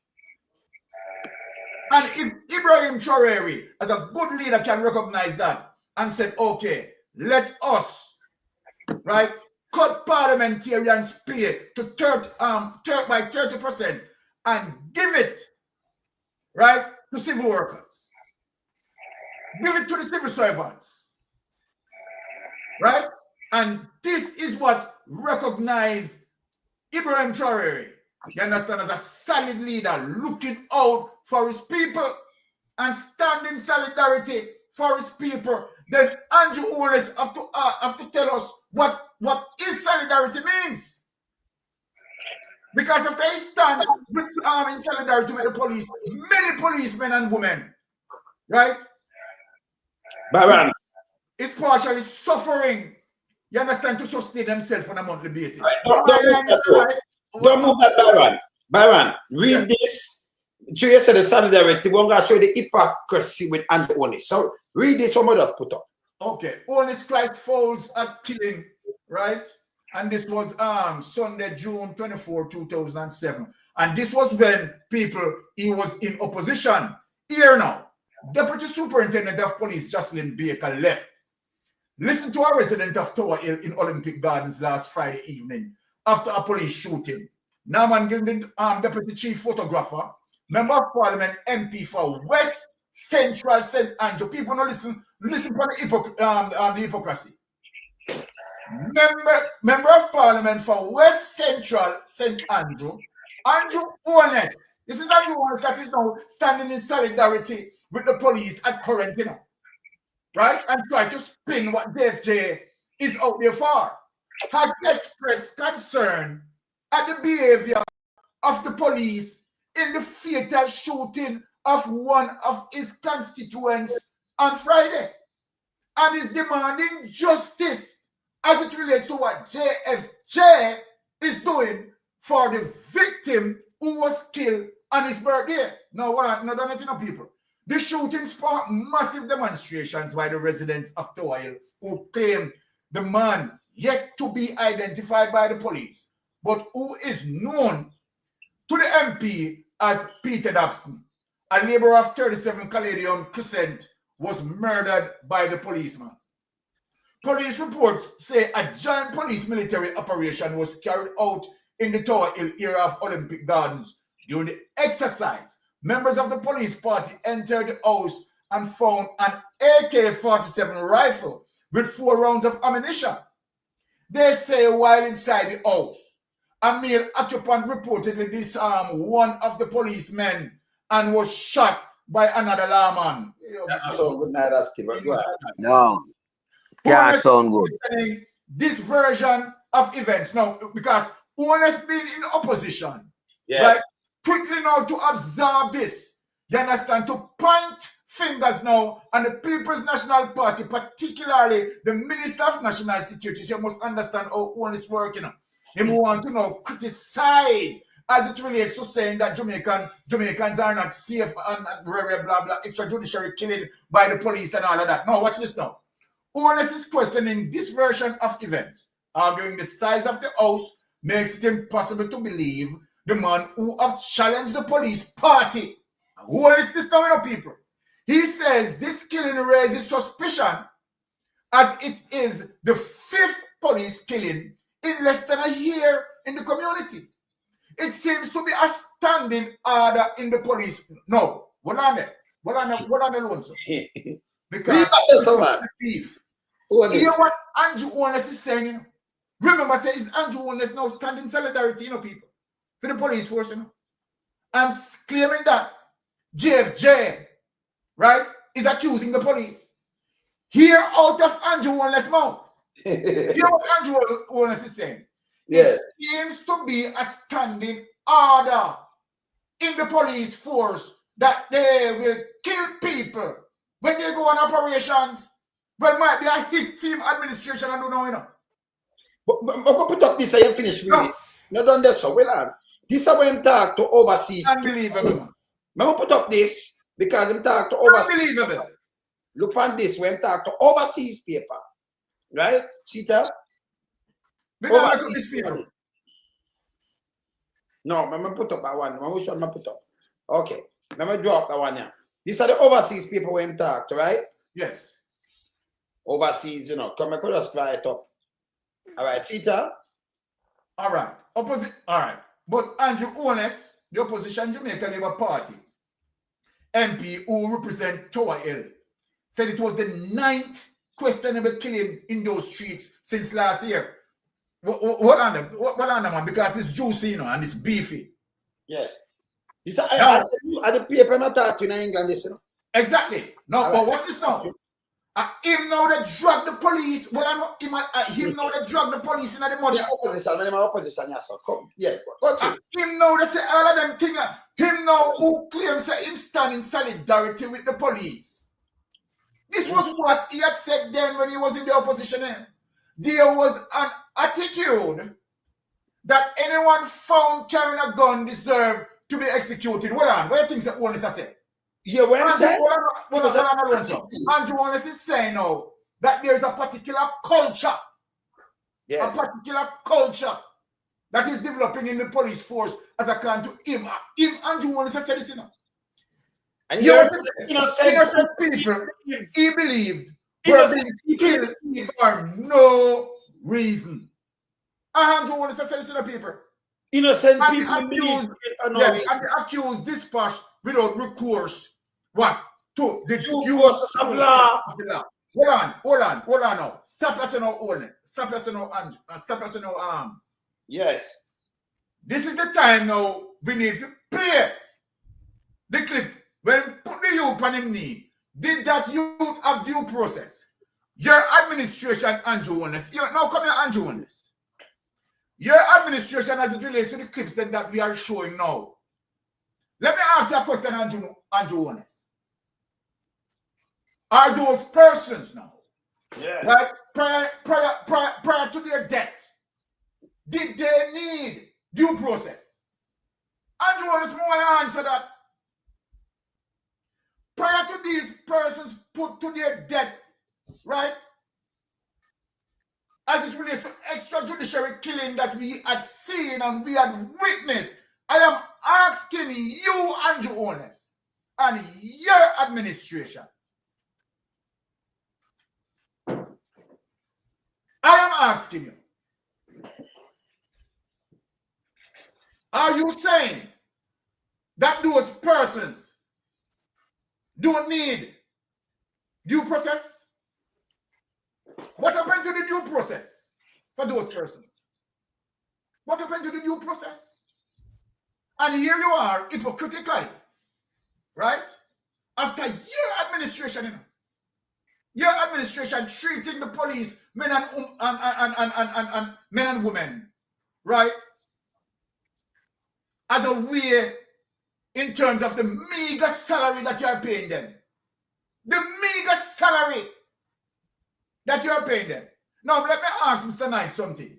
Because I want to know that I'm getting the ballpark figure tonight. I will want the entire world, you understand, for it to be exposed, right? I will break it down right here tonight on the channel.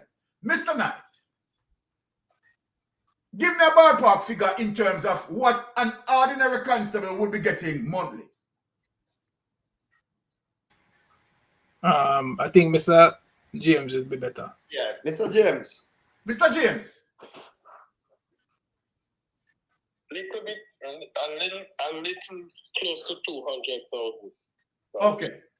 After tax? And before tax. No, after tax, I'm not go home with nothing because tax and hold on. So hold on. What Mr. James just reported to us. Mr. James just reported to us the police gross, not the net.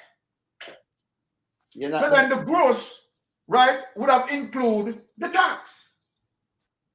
So then after the tax deducted, it goes on to the net. So then the police net pay, let me ask Mr. James, what would be the police net pay? The police net pay me one, because the police net pay is going to deal with the bills then. What is the police net pay? The constable may go home with close to about 167 or 68, around that ballpark. Okay, all right. As an average, let me just scale it out. I give a little average as it relates to a family of 3. The whole world knows that you have police, men and women, who consist of a family of 5, 6, 7, you understand, with children in that. And you tell me as it relates to 170,000, right? To serve that policeman or woman, constable, right? For the month, you know. And look here. But 1 week of grocery shopping, 1 week going to the grocery. About 60, 70,000 gone out of that, you know. And I not tell you. Hold on. Before, and Sir James, before you go, remember, say me talk to police and them tell they say through them owe loan for car and them owe so much loan. Them go, and you have money what you out of them pay. Them go home with that 70 grand here. Yeah, and simply to say too, in light of the fact that many have been short paid, several of them have indicated that they will merely have to turn up at the nearest police station to work from that because they will not and they cannot find the rest to go to where they are stationed. So commanding officers will have those predicaments to deal with, given the shortfall in salary for these officers. My God, man. Yeah, the person go home, I tell them I have enough bedroom. Some of them sell loans. So I tell you this. Sometimes I go at 75 grand. Come here. Money when I go to, you know. But bear in mind, yes. Bear in mind, imagine I am before the court and an order of the court, which is a consent order for me to be paid 99%. And the ministry continues to pay 75%. And this month, I don't even know what sum total was paid. So, but James, based on what you just told us, it continues. How the police is going to survive? The victimization. How are they surviving? The victimization continues from the high command, and it continues to interfere with even the financial aspect. But you know what? They're not going to see me break. They're not going to see me fall. They will see me rise and soar like an eagle. Yeah. So them try to break you in all kind of ways. If you just stand up for the rank and file, them should have stand up back for you too. And you know, we talk to when you tell them. Yes. Listen, you see, one of the things that I've always said to my colleagues, yes, the people of Jamaica have not done me any injustice. It is the Commissioner of Police and the High Command. And we are before the court, so let the court resolve the issue. Continue to give of your best to the citizens of Jamaica. But let me just ask something of them though. Instead of them withdraw these action, then be a face with it. Right, because that's the culture. Yes. That's their culture, Wayne. You know, Yes. they have a lot of victims, and we talk about one Nolan over the years. If you follow, I mean, when we say follow line, doesn't mean that you've done anything morally or illegal. It's probably you mess with the wrong person. Remember, Never Little Land was a thing way back when, in the 2000s, 90s, in the 90s, Yeah. and it still exists. And there is no accountability. You speak of it, nobody addresses it, right? What we're saying is that there's a cognitive dissonance with the high command and the officers, right? Because we're saying that you have officers come carrying home $60,000, $70,000. You're carrying home millions per month, right? So when we ask for your boss to carry us home, we don't really need a boat. You have two, 3 vehicles to your disposal at any time. Government vehicles. We have to purchase. Police officers have to purchase their own. Right? Speaking of vehicle, we saw the commissioner. Them came out and them try to cover up something with him. And me a police, me arrest him, you know, when they're in a sentence. No, we see a video, I saw the video, because the video sent to me same yet. So, you know, them give you a different report, say them a drive and them in an accident and him driver. But the driver, when me look at him, I come from the steering.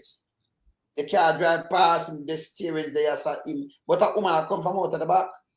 And we see some police when them see him, them run. And the man, it's like them put on a light, you know. A police car, this with him never depend on duty, well, him go on film on duty. Duty go on film on duty. I put on lights, that's how enough police to overtake. And running at the man sit up on a sidewalk, so them no business about the man. Them take out that woman, put on a car and carry go a doctor. From out of the back. Now, for careless driving anywhere, me see police in the state or anywhere, you can go look on YouTube, you think a joke. Man, stop him own chief and charge him. He must come out and walk past him license and everything. And by the way, you know, even if a government vehicle drive, you have to have license and insurance, you know. Government vehicle in Jamaica don't license. It have to have license and insurance. The man asks if your license. Remember, you know, your cop stop you. And he might tell you, remember, you know, he may lock you up. Because you're not bigger than the law. Or it goes so in Jamaica that this guy, me not hear no paper run it, and though them see the video, nobody charge him, or a promotion them want. Why they never charge him? When Mr. James stood up at the funeral and indicated, right, that the police want them pay. Them can't go to court. You can imagine the police with ticket the commissioner of police. This is what I'm saying to the forum. Whoa. Victimization is real. It's not. The man is on the line with us. He has done nothing wrong. It is his duty to speak like how him speak. He was elected during a process to carry the weight. One man talk, and they must say shut up. And he should be an example.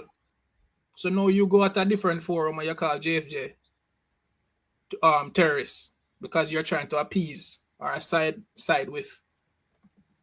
This is what it runs like a gang. How do we deal with it? We have to put things in place. There is a body that elect these people to be put in power, right? And they should have teeth. So when you become a commissioner of police, we can audit you.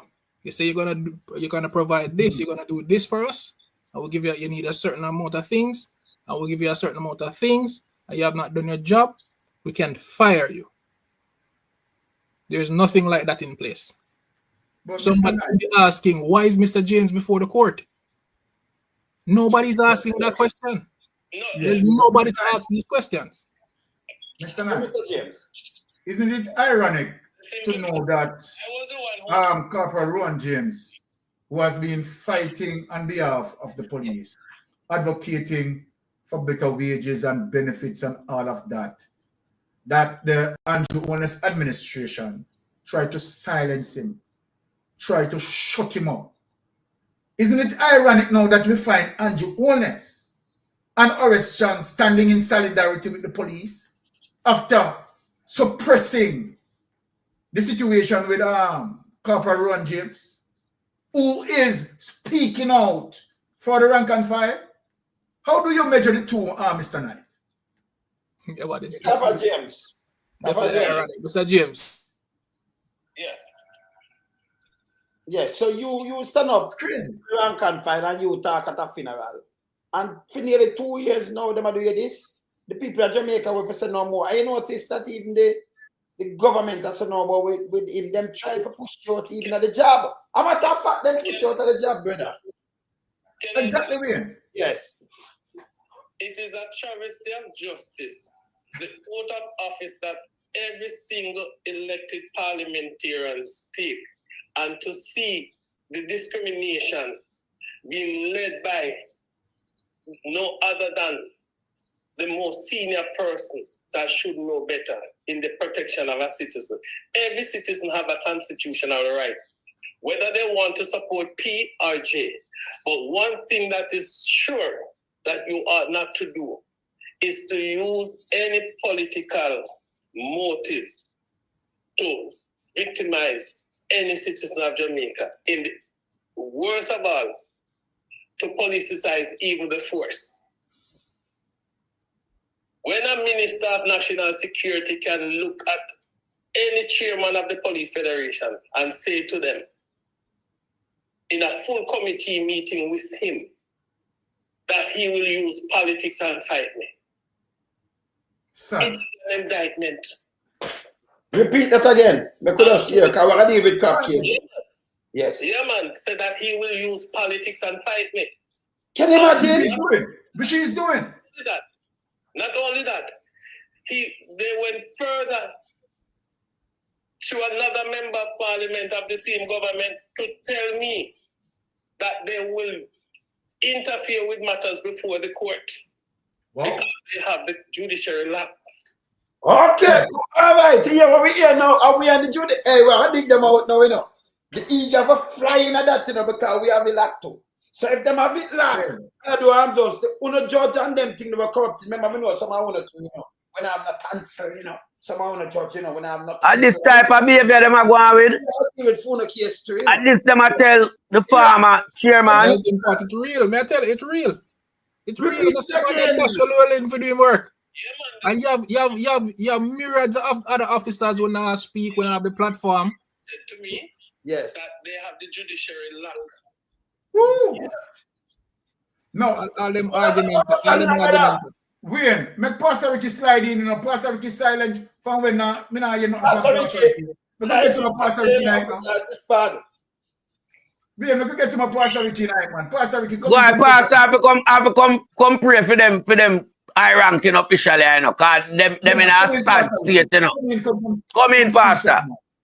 Well, we made breaking news tonight on the Titans when Chairman Rohan James confirmed that 2 years almost of the court order, the government is still defiant.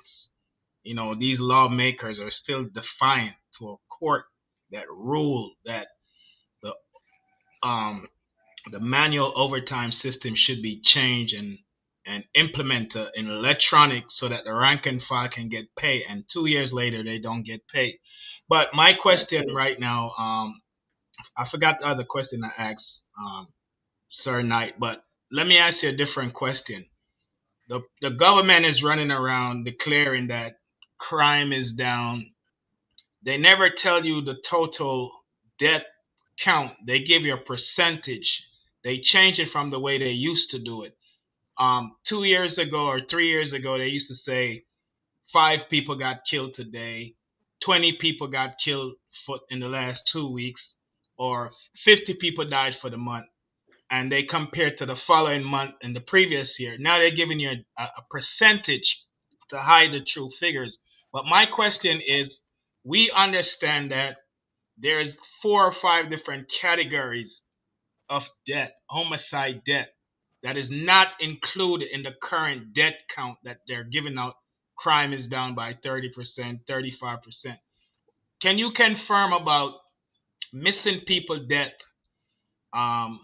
suicidal death, death by investigation, that is a huge pool, from my understanding, of bodies that was killed in Jamaica that is yet to be counted in the monthly figures or weekly figures. Can you confirm if that's true or false? And speak on the death by investigation category, which is very critical if we're going to get the true numbers of those who have been killed in Jamaica. Thank you. Right. There's a culture within the law enforcement community to think that, to not be transparent with the figures. I don't know why. Again, they have a duty to make people feel safe. But again, if you do your job correctly, you can get that outcome, right? Hiding the figures or trying to play with the numbers, I would say that you getting the percentage is just a perception. So instead of you hear that is 1,500, you hear 20%. You understand? It sounds better. It's a better selling point, right? They do these things internally, right? Again, our media or the mainline media, I don't, for some reason, it's like they get easy ball. They don't ask the right questions. These kind of conversation, that question that you ask, nobody asks these things, missing persons. So I would say that no, they're not included when they talk about, when they give you the figures, they're talking about murders. The missing persons, which is a critical thing. During my time, I have spoken to some high profile authority about our missing person, that about years ago. I noticed it, and I would have spoken to some people that are point persons with the missing person figures, and I didn't get anywhere. Fast forward years after, we're still not looking into it, and we know that we're living in a world that organ transplants and theft is a thing. Yeah. What about death by investigate? That's a big category. Can you speak to that category, please? Thanks. So wait, what do you understand by death by investigation? Let me get because my understanding is that there's one pathology that the government used to do autopsy in Jamaica, and so when someone get killed and it's not by the natural death, it requires that there's a autopsy done by the government, and the government does not want the family to hire their own private autopsy because it is a crime. So the government wants to do the autopsy. So as a result, those bodies are piling up and never get counted the same month that the person died or the same year. Sometimes my understanding is that those death by investigation can prolong to 4 or 5 years before the autopsy is finally concluded, and then the cause of death is now revealed. So then that's when they change the numbers from 5 years ago, 6 years ago, and update it. But we don't know if it's been updated for real.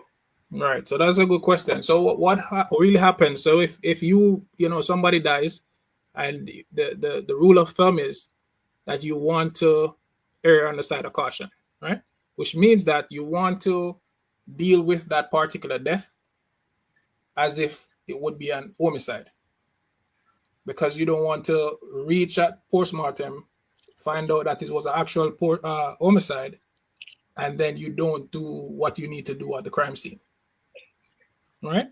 So they will they treat certain homicides or death and like a homicide, which means that they take the photograph, they collect swabs, they do what they need to do, like you're dealing with the actual homicide, right? We do have shortages of pathology, which means that you have a long period of waiting for pathology. I don't know, I think in 2020, that's the longest you'd have seen some cases take, right?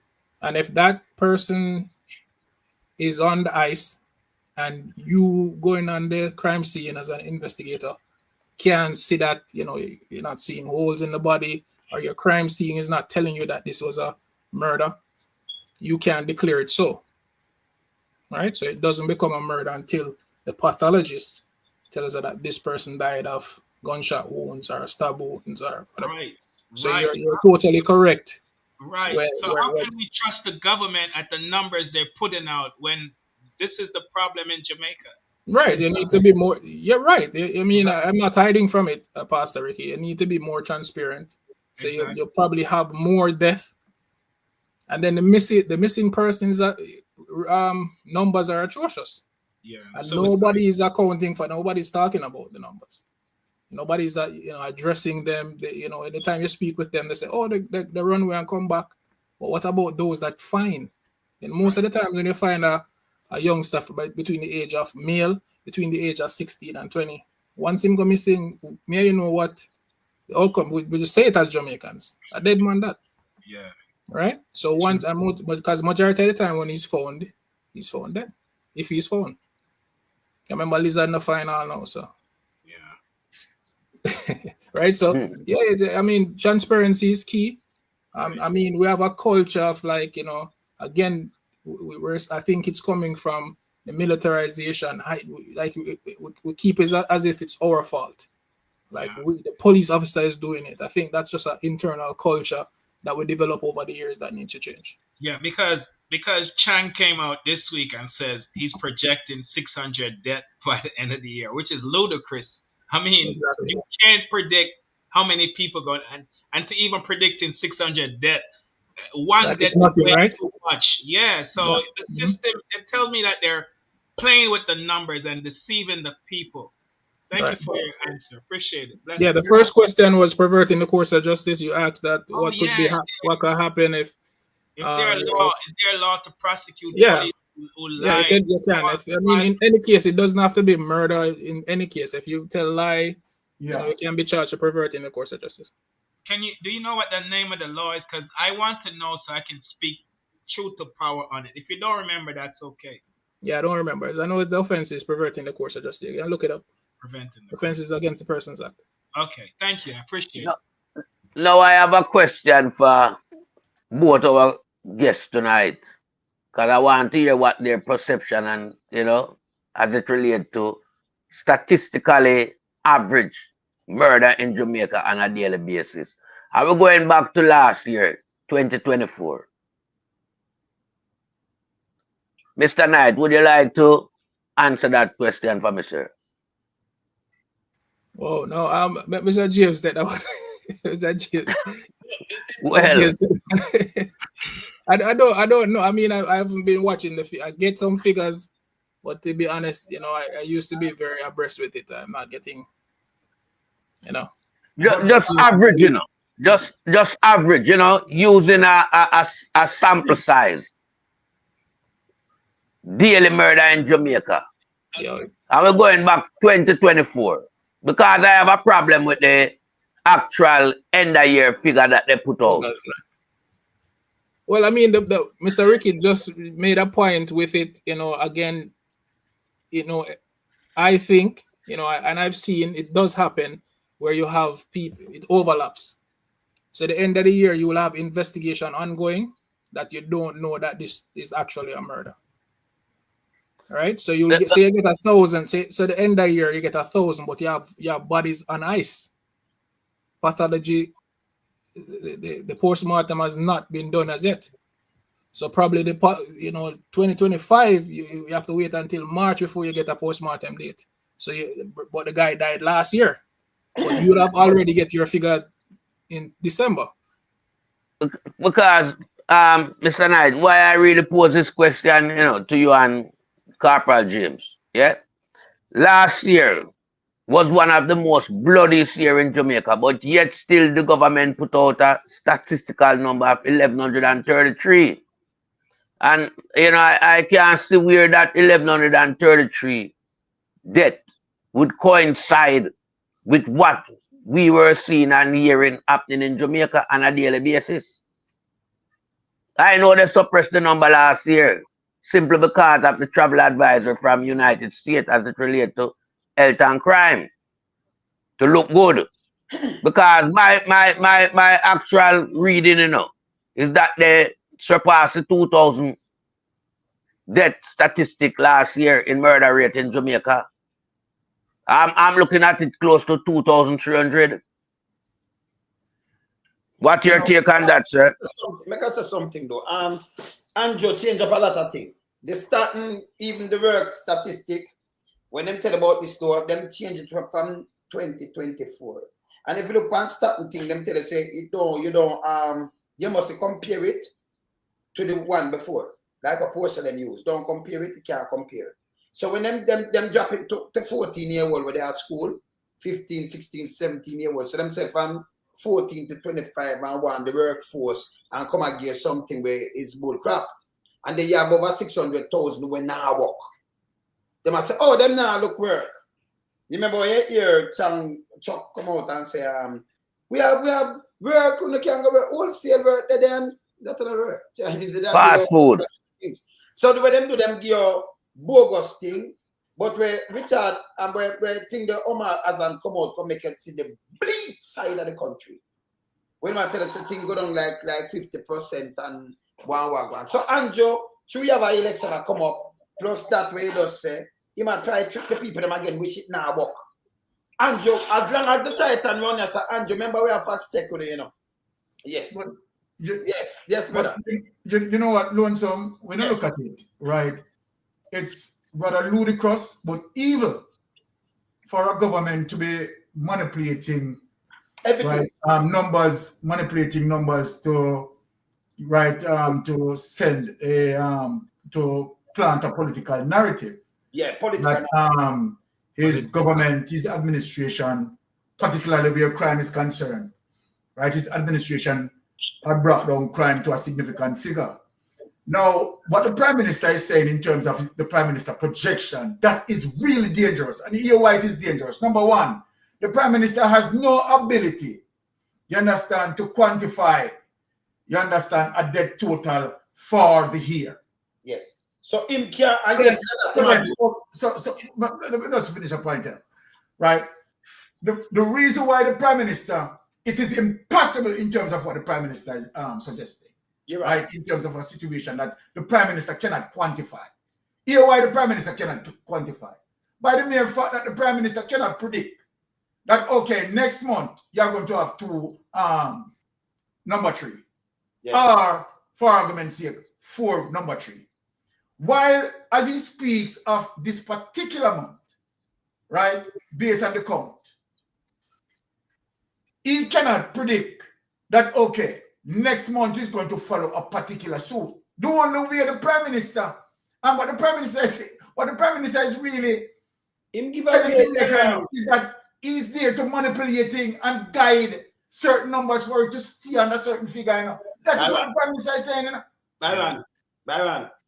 The Prime Minister give, remember, you know, same like him tell us, all right, you're not listening good. This guy, unpredictable, not unpredictable. You remember, I come and say me Jamaica, and him say the police and this and that, and then them say for kill, right? You know, see it pass the everything part. Yeah, man. Yeah, man. Then him come now and then you see the police act up. So you know what him do. Him say, remember, meet Jamaica, and him a send the different, and then you see what him do. And him stand in blue. Now, with the figures, when I say, we going to under, remember, as you rightly said, it can depend on me, how much people are dead in me and June. Uncle William can predict on that 1,000 because no care if even 3,000 dead, they might say, yo, we are giving them percentage, we just tell them say 800 dead.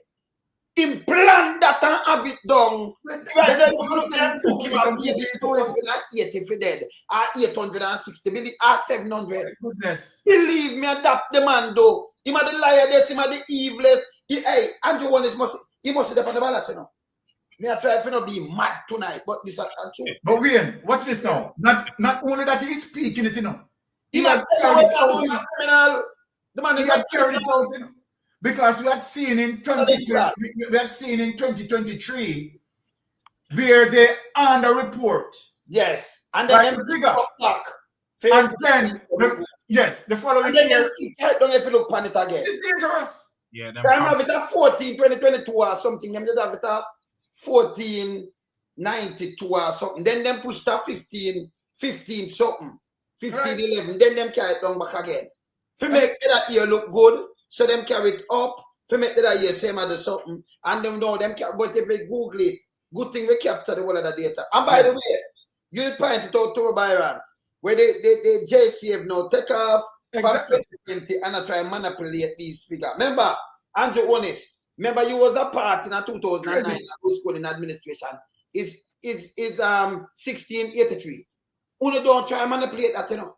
So they move. Remember, we capture the one of this. Remember, just telling them from now.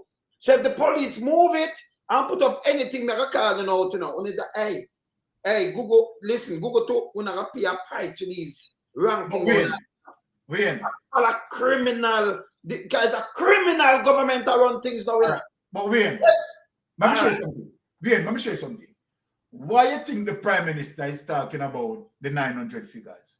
Now, watch this. If you look on the bar graph, yes, as it relates to the murder rate, and if you're making the comparison, because this is the point what the Prime Minister wants to say. Let me tell you, Jamaica. Portia Simpson hand over, you understand, the baton to him as it relates to the crime rate under the administration, under Portia Simpson administration, at 1,200 and something. Yes. But no, Portia Simpson did have also a 1,008. 1,005. 1,005. 1,005. I said, so it is got 1,005 now that he want to go on. And look at the Prime Minister. Look at the Prime Minister, stupid. The Prime Minister speaking about the figures now.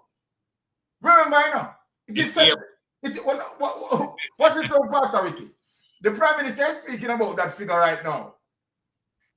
Does the Prime Minister himself sure say he's going to be in government? The Prime Minister, remember, say a September general election. So by time the crime rate to come out, right, as it relates to the end of the year, to give an account as it relates to 2025, the Prime Minister is not going to be there. No. You have voted about, you know. Right. When him say all of these things, build up lie, and where the evidence show you say him manipulate the figures. Jamaican people done with the Andrew Honest. If you don't know, Andrew, Jamaican people know say you're all lied. You see like how you run out, and you stand in solidarity for the police, and we have you upon the evidence where you leak out upon the police them. Watch out. Jamaican know say you're all lied, man. Them not pay them back pay. There's nothing you can do. You understand? For trick anybody again. Everybody in a Jamaica. No, let me tell you something, Andrew Honest. Let me tell you the truth, Andrew.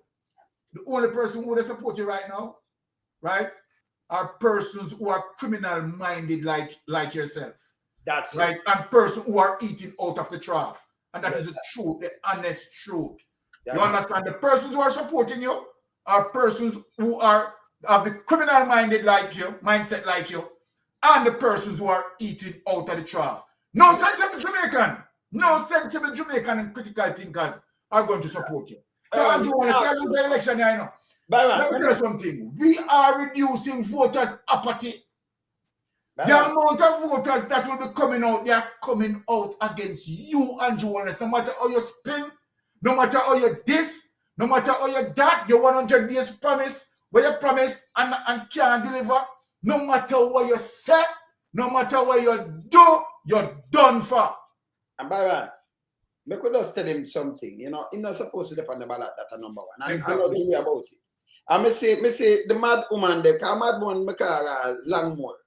Yeah, where that mag for money. And I talk about the PMP 18 years and she can hold up leader. Then you don't really want to hold up Andrew as a leader, ma'am. She tell Lina because we have the paper where she says, you know, she's not a JLP. But just still she come in the senator says she give loyalty to them. Straight from when and people are tell her to come going up here. PMP wapa in 2011. Hilton wapa. Anthony Hilton wapa.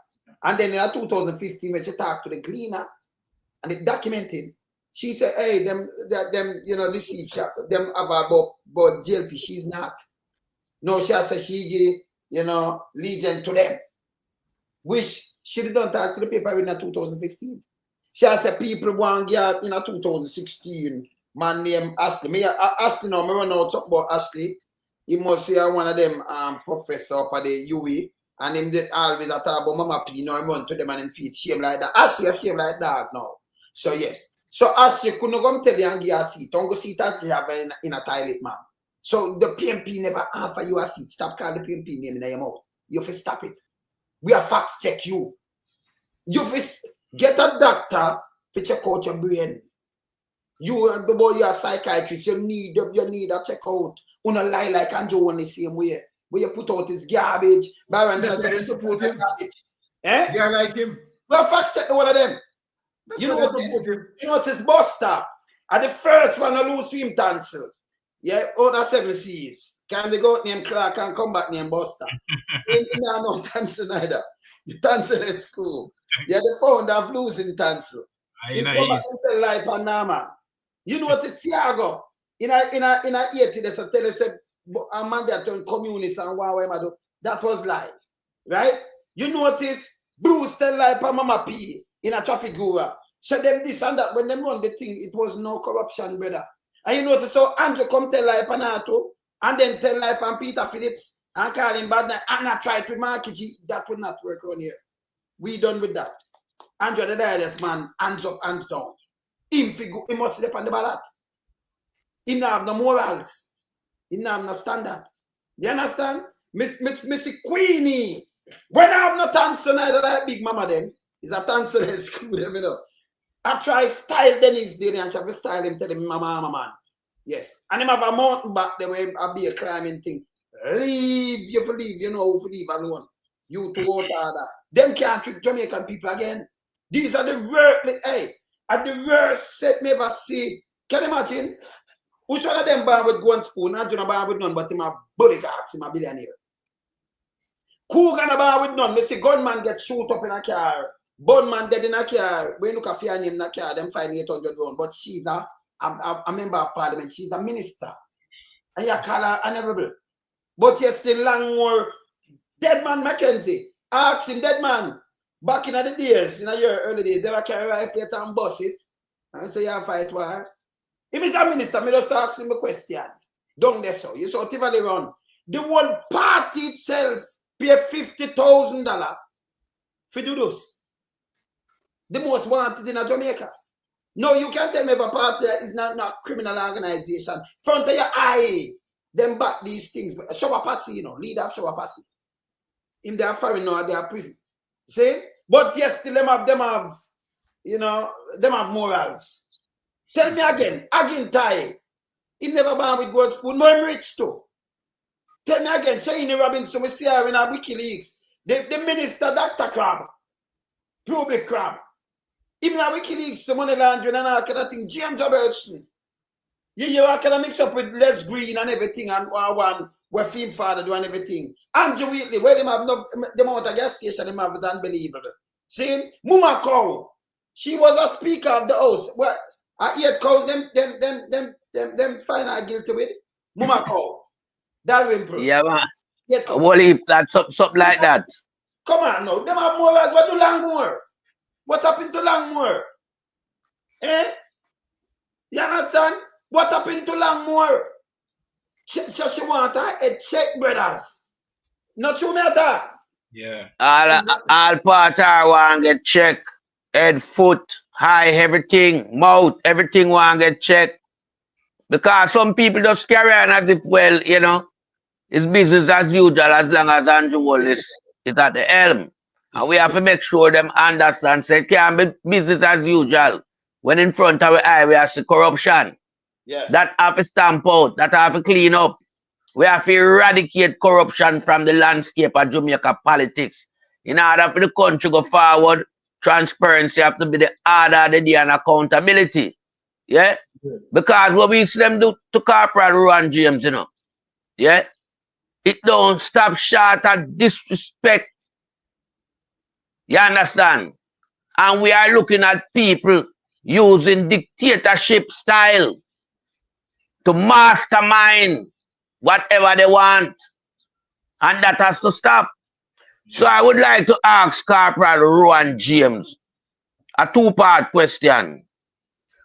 Corporal Rohan James, would you be willing to resume the role of chairman of the Police Federation of rank and file members? Or would you be putting yourself forward to become the next commissioner of police under the People's National Party? Corporal Rohan James. Yes. You hearing me? I've never refused to serve my country nor my colleagues or the people of Jamaica to whom I've sworn. Yeah. So whatever the will of God is, then the purpose is that I must fulfill. Here you go. Okay. So you leave it in the hands of the Lord to guide you along that pathway as to what decision you take in the future.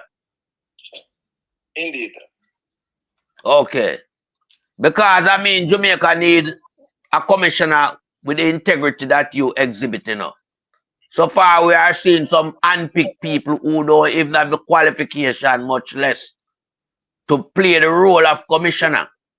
Because our commissioner. Yes, go ahead. The only thing that I would use the opportunity to do, though, is to say to my colleagues, be reminded that there are some of us out there who still, even though we have been acquitted, having fought on behalf of the state, we are still yet to be refunded our legal fees. Just bear in mind that when you're out there, your pocket can burn and you can be left on your own to sing like Patti LaBelle. Wow, a big singing that. But let me say something to you there. Big Chibaran come in and Pastor Vicky and a melting pot one time. So let me say a quick thing. Oh, one is come out and say stand with the police, but yes, still the 25th would not get to appear. You know, say a general ship. Say me stand with you, me and make sure you know all right. Exactly. You know, say man nastiness. Exactly. One is at the liar this piece. I mean, I know. No. Hey, let me tell you. No. Prime Minister, you know, 21%, you know. See my draw card right now. Pan Apocalypse right, you know. Apocalypse right. Them does nothing. Dr. Crab. I said, boy, them not for run nothing. Them a try give dark power father-in-law son, which is dark power, notorious dark power brother-in-law. Notorious gangster dark power in brother-in-law. Them want to give him the seat. That are the same one dark power father-in-law me attack. We tell like 102-year-old life and PNP and now man Monday. He fool your father. He fool. Hey, them just lying, brother. Them dangerous, you know. Yeah. This me no know. Hey, people not for wise up. Oh, it's a PR government. It's a criminal government, you know. Andrew Wallace-led government is a criminal government, you know. These are the first prime minister, well, second. Because Thiago did rich too, you know. Never rich before, but him did rich. Not Manley, not Patterson, not Mama P, and not even Bruce. I not say Bruce to the money prop. Bruce do encourage and do foolishness. But the money prop, I mean, I lie pay Bruce. Caronia said we not do the lie business. We not handle honest. You see the lie thing there, it name handle. We not ever said lie. We don't say, yo, we not do the handle honest, you know. We not do handle honest, you know. Yes? We keep it real, you know. Say, no handle honest. None whatsoever. Liar this man ever walk the face of the earth. Allow me to tell Byron. Well, you're perfectly right, you know, because let me tell you something, Wayne. Sir Knight has been asking, right, as it relates to, because I mean he's bewildered, right? Wanting to find out in terms of, okay, this prime minister claimed that he's standing in solidarity with the police. And Mr. Knight is now really thinking about the sort of so-called care that Andrew owners have. And if Andrew owners have that level of care, why do we have Corporal Rohan James in this predicament? So then, as Mr. Knight bewilderment, he's confused, definitely confused to say, here you have somebody, right, who fought tooth and nail, right, for the rank and file police officers. Which is the responsibility of Mr. James. Mr. James was doing simply as what he ought to do as it relates to his functions, right? Regarding, right, in tandem with policies. But now, it is a confusing situation to know that here you have someone who act 100% professionally, right? Who had spoken out, right, as it relates to being at a funeral procession, right, and speak to say that, okay, all right, based on what the rank and file and all the police officers face with on their daily chores, daily tour of duty, and the welfare of the police officer that need to be considered. So then if you have someone, I am asking the question because I am equally bewildered like Mr. Knight.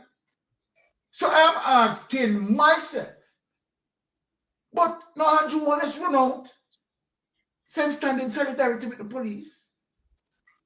And yet you have police who had exerted their energy in terms of, you understand, done overtime and cannot be paid.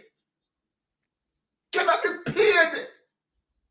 So what sort of consideration that Andrew Wallace administration have towards the police, but not only the police, right? Because it reached a wide cross-section of Jamaica as it relates to our civil workers, right? Now look at our healthcare. If you care for our nurses, you are going to pay them a livable salary so that they find it lucrative that they will not seek employment outside. What is happening to our nurses? But let us move from our nurses and we go to our teachers. It's the very same thing with our teachers. Let us talk about our technocrats, our civil engineer.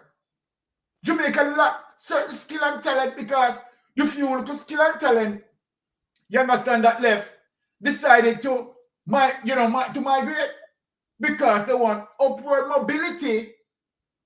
They want to find themselves, you understand, as it relates to within an economy that they can survive. They can survive. Now, based on what is happening, let us go back now to the police because the police is very much fundamental enough. Remember, let me tell you something, Jamaica. If you believe that the police, men and women, are not important to our society, just imagine a society without the police. Imagine a society without the police. So the policemen and women should be front and center, placing priority, because you know what? When many of us are sleeping, the policemen and women have to ensure, including ensure safety for the politicians, the very same politicians who are ill-treating the police under Andrew Wallace administration. So when I look at this, it is very serious because you know why it is very serious? If we don't pay the police officers a livable income, what it expose and create a gap for policemen to compromise themselves, take bribes, and you know that have a ripple effect. The police have to hustle because they are forced to by the system. And so then, yes, we do have honest policemen. But when a policeman reaches the end of his rope, and a policeman and a woman reach the end of their rope in terms of exhausting all what they can exhaust as it relates to their finances, and reach in debt after debt, owing. You have police might have a car, paying car loans, right? Homes, paying mortgage. And none of that taken in consideration. So then Andrew Wallace bypass all of that. All of that. And I am making an umbrella call as it relates to all these, right, civil society workers, the middle class. Because it is the middle class who paid most of the taxes in Jamaica, you know. More people to understand. Yeah, definitely. So when we have our teachers migrating, because they are not being paid their welfare, doesn't look after. When we have policemen and several policemen and women that left the job, because guess what? They can't survive. When you have X amount of nurses just get up and just gone. So then what is going to happen to Jamaica under Andrew Holness administration? A brain drain society? A brain drain society? Or then go what they are in Philippines? Philippines. Exactly. Yeah, them go Philippines. Yes. No. And India too. So look at that now. Right? No, and here Sir Knight mentioned as it relates to the Philippine situation. Simple means that our healthcare now in a worse situation. Remember, so the healthcare was bad enough. Before Rubia came. Bad enough.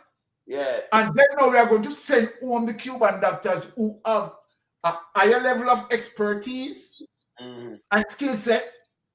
And who we are going to look Philippines.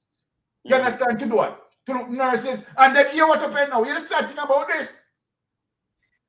If they do get these Philippine nurses, they are now going to pay them much more than what they could now pay our Jamaican nurses and graduates who are graduating from the nursing school. So they refuse to pay them.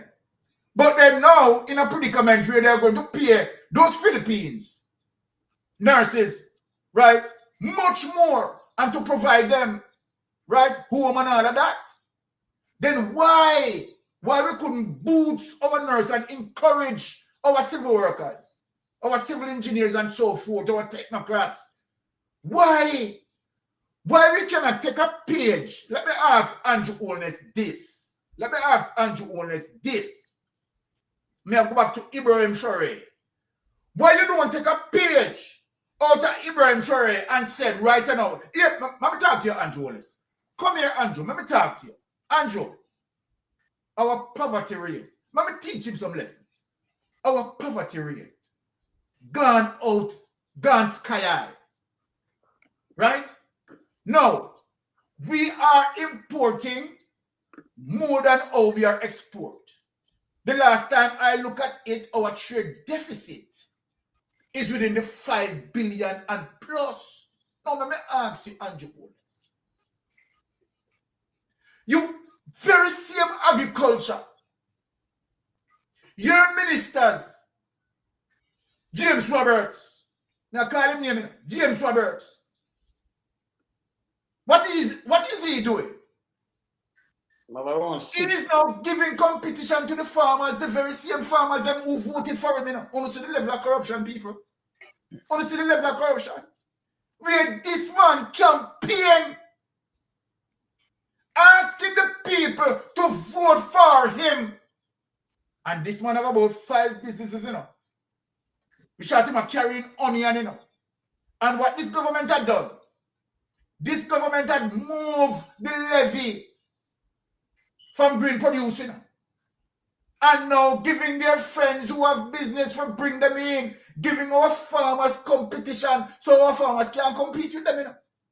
People don't understand what going on under Andrew Holness administration, you know, which carry a ripple effect on our economy.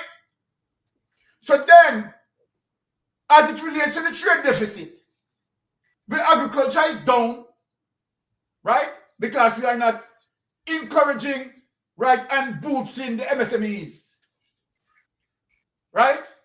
We have Chinese, right, taking over some of our jobs. We have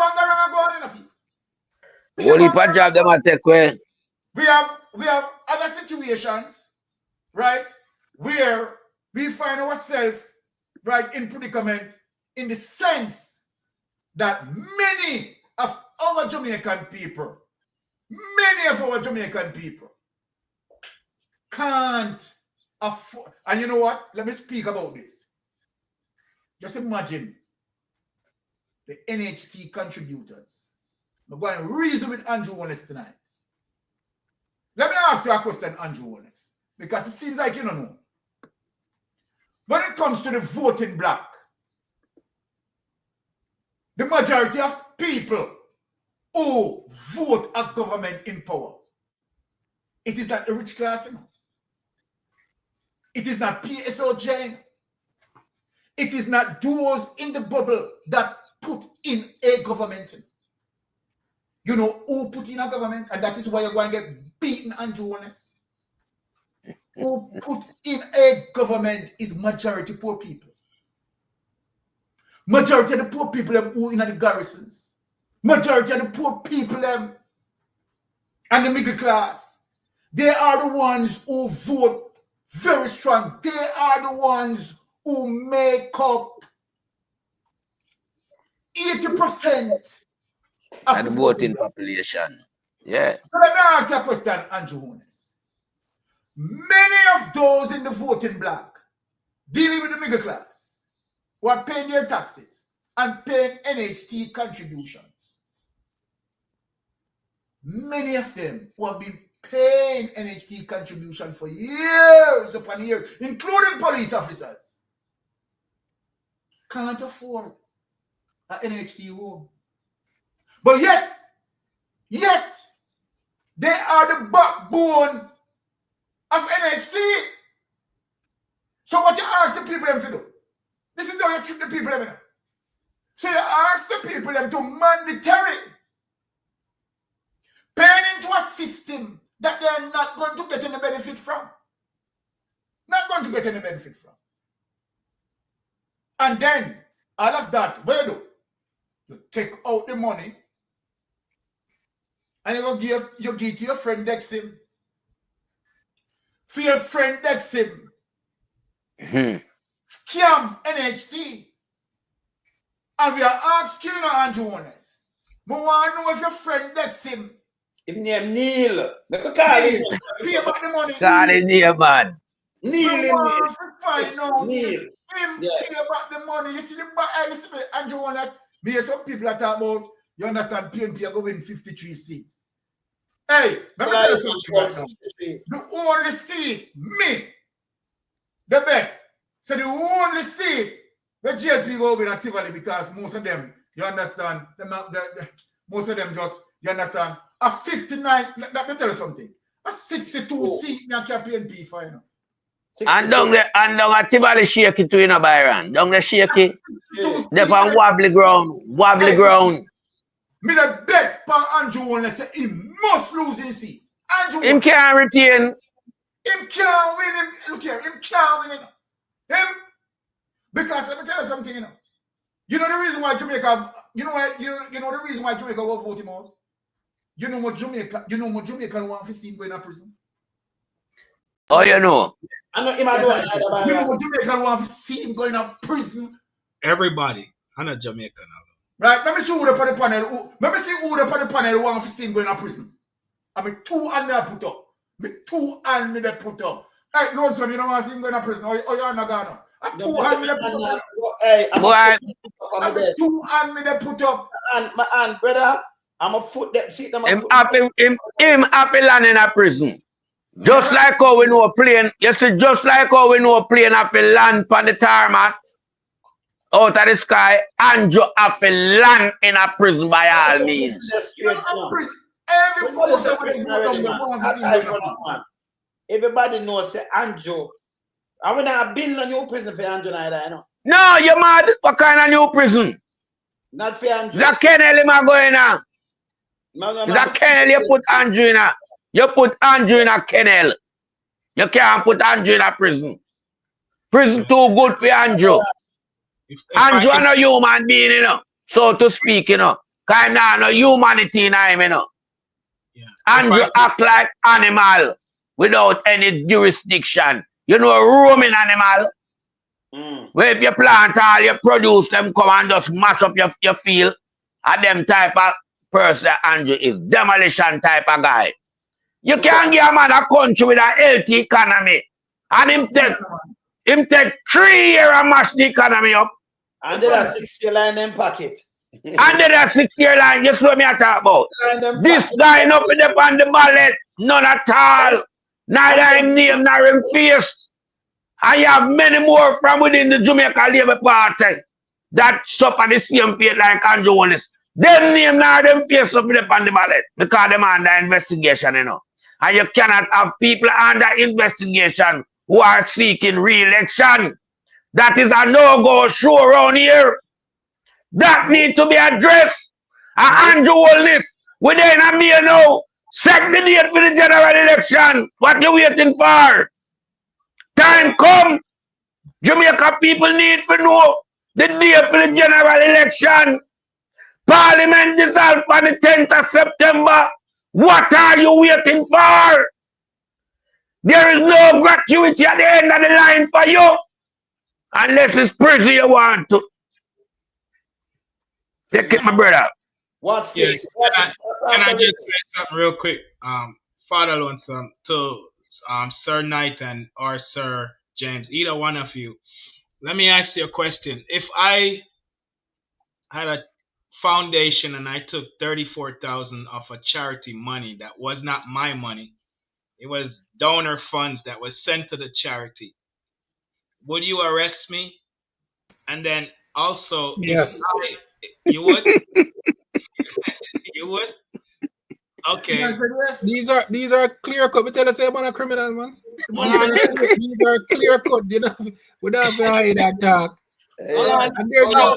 And listen how unfair it is. We want the people to understand. And listen how unfair it is.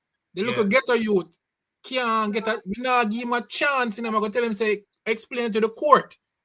Where you explain a mistake, you can't tell me that me I do my work. Right. The evidence is there. So when you go to court and you're your lawyer, deal with that. Right. It's a clear-cut fraud.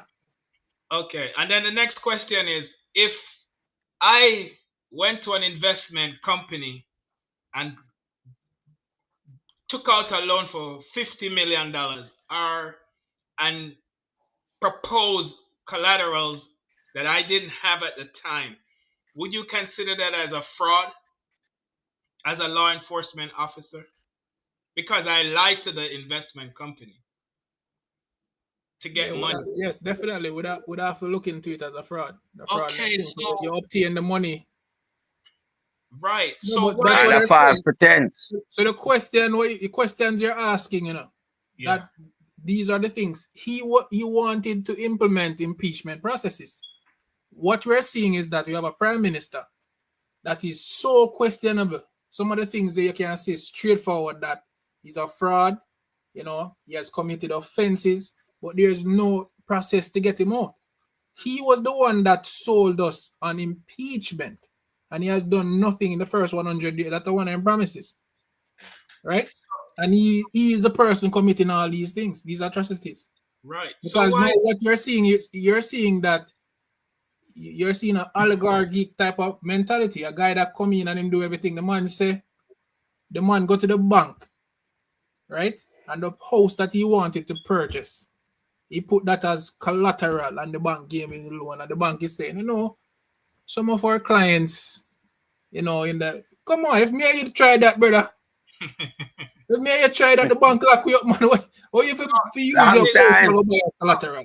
So my last question is Chang, the security minister, preventing the course of justice while Mocha can't run up on the prime minister and put some bangles on him based upon what the evidence of his financial crimes are? Mr. James, you know what Mr. James getting a problem. But listen, it's a Mocha now. Yeah. That's a very the whole thing about Mocha was that, remember, it's touted as Jamaica's FBI. Exactly. It's enshrined in the Constitution, and it's different from the Jamaica Constabulary Force. Okay. To investigate corruption, amongst other stuff. And why you think we'd want something like that? Because we found that when we're doing certain investigations under a commissioner of police, the commissioner of police is aligned to a party. Okay. We have Mr. James on the line. So it's like they're working in tandem. It's like they're so close. Mr. Anderson and Mr. Andrew Olness were so close. If he says something, you know, they go eat together. Boss, we don't have the money to pay enough. Start the police them, man. Right? They have these conversations. Right? So we wanted an independent body that when we're investigating, first of all, there's no promotion involved. So these are agents. So there's no, you can't stall nobody again, right? Oh. You know, the commissioner of police, we can have every minute to come peep in the investigation and carry back the information to Parliament and him friends them. We put him in the power. Come in, Mr. Anderson now gone in politics, you know, gone back. Okay, he was. Right? Mm-hmm. So, but what has happened when we wrote that, when that policy was written, proposal was written, we wanted independent, but what has happened over the course is that now they report to National Security Minister. So now he dictates. He insert himself. Yeah, he dictates where you investigate and where you not investigate. Whoa. Right? So and what they have always done, which I found, You see? why they keep on using military people, why everything we have to put in a military head. You know why? These are career yes men. Yeah, They need somebody to, you know, they need somebody to say yes, sir, to. Right. So they're just good leaders in that sense. You know, career, 30 years, them, yes, sir. So when you put them in and they say, report to me, guarantee they're going to report to you. Any investigation. So you always have a heads up. Yeah, so we have lost the fight with Mocha, because we have seen it. Remember, you know, Mocha should have been, these investigations should have been running parallel. So the Integrity Commission do the investigation, Mocha dep on it. Yeah. Right? Because they're enshrined in law, but we're not seeing them, we're not feeling them. Mr. Reed, what happened to film case? Krill Road Reed. Eh? That bad. Krill Road Reed. 55 million. We're not talking about a little chicken feed money, you know. We are talking about 55 million from a very critical sector like education. And this guy gone with it and still about a show up him face. Exactly. We see him on the road campaigning with the Prime Minister. Exactly. So this just show you how involved Andrew Holness is when it comes to corruption and theft in Jamaica. Because Andrew Holness cannot hold any of these people accountable, you know. Because him and them swinging at the same jungle. Like Tarzan. You understand? From limb to limb. So we now have to make sure no say the process of cleaning up Jamaica must start with Andrew Holness. It can't start nowhere else. It has to start with the chief civil servant, the Prime Minister of Jamaica. And the minions. Because, yes, because this guy, you know, this guy is a pathological liar who has one aim and one objective: to tell lie as it relates to everything we do. He don't want up to nothing. Even when the Integrity Commission have him under investigation, Andrew Holness categorically denied that to the Jamaican citizens at large. He don't know nothing about neither himself nor nobody who were under investigation. Yes. Minister of National Security. Hopefully, we have a competent one. Yeah. If when him come in power and him asks you a file on the Prime Minister and there's none, there should be a plethora of people getting fired. Yeah. Definitely. There's so much things, yes, questionable things that this Prime Minister is doing, has done, right? That there should be a thick file, even if you can, based on the optics and everything, the spirit of the whole thing, you can't forward up. You should, the Mocha should have had a file running right now, getting all the financial information put together, right? All the statements, it should be running parallel with the Integrity Commission. And remember, it doesn't, when we investigate not only just on reports, you can observe, we call it ICU, right? So if a man broke the stoplight, you observe him breaking the stoplight. If a man does come into millions, billions of dollars, that is something that you can go look into and say, no, Prime Minister, Let me ask you something now, very important. Let me go back to me and ask you. So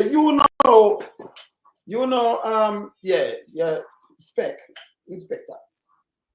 We not observe when those cabos run out with them bag of food, this is the traffic go around. As somebody gonna file, I wanna observe and then wanna know so when I move to this because they don't want to hear and get to this. Right. It was an observation play and we did our investigation, served our documents. Yeah. So all the Prime Minister Andrew Oldis no documents are observed. So during that time, you had Mark Shields, Les Green, and those type of people in the force. Oh, because they are observe and just do what police supposed so a lot of yes, exactly. So to be honest, those individuals were in the force at that time. Okay. So you see the difference? Yes, bye. Inspector, I want to ask you a question, right? Not that I am asking you for your political preference, right? So I'm going context matter in terms of what I'm going to ask you.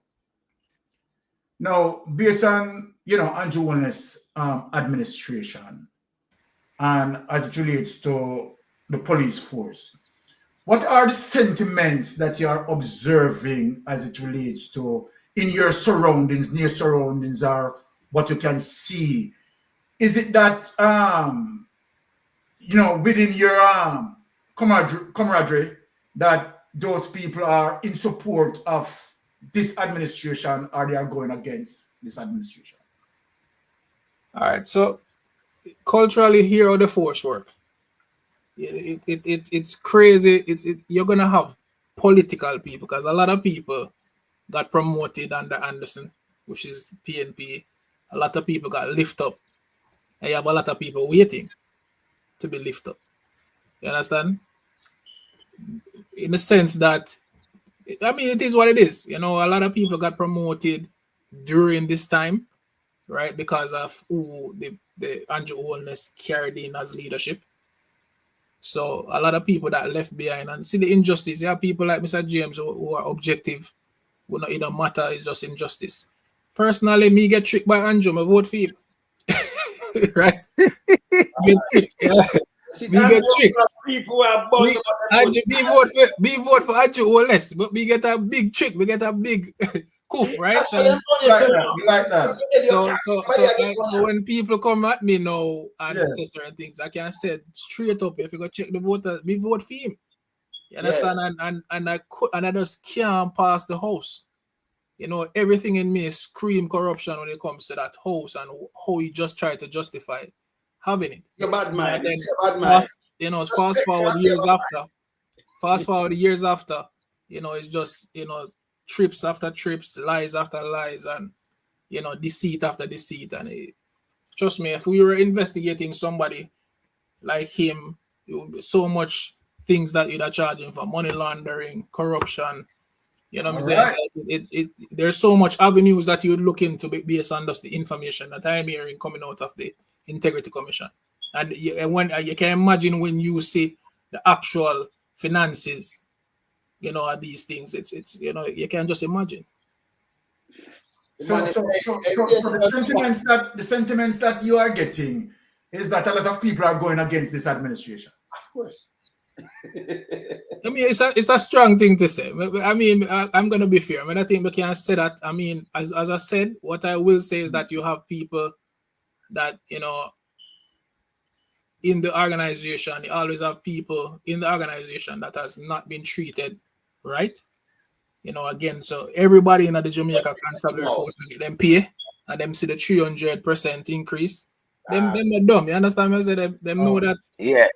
When in the past when PNP said them are gonna do something, at least you get a look at it.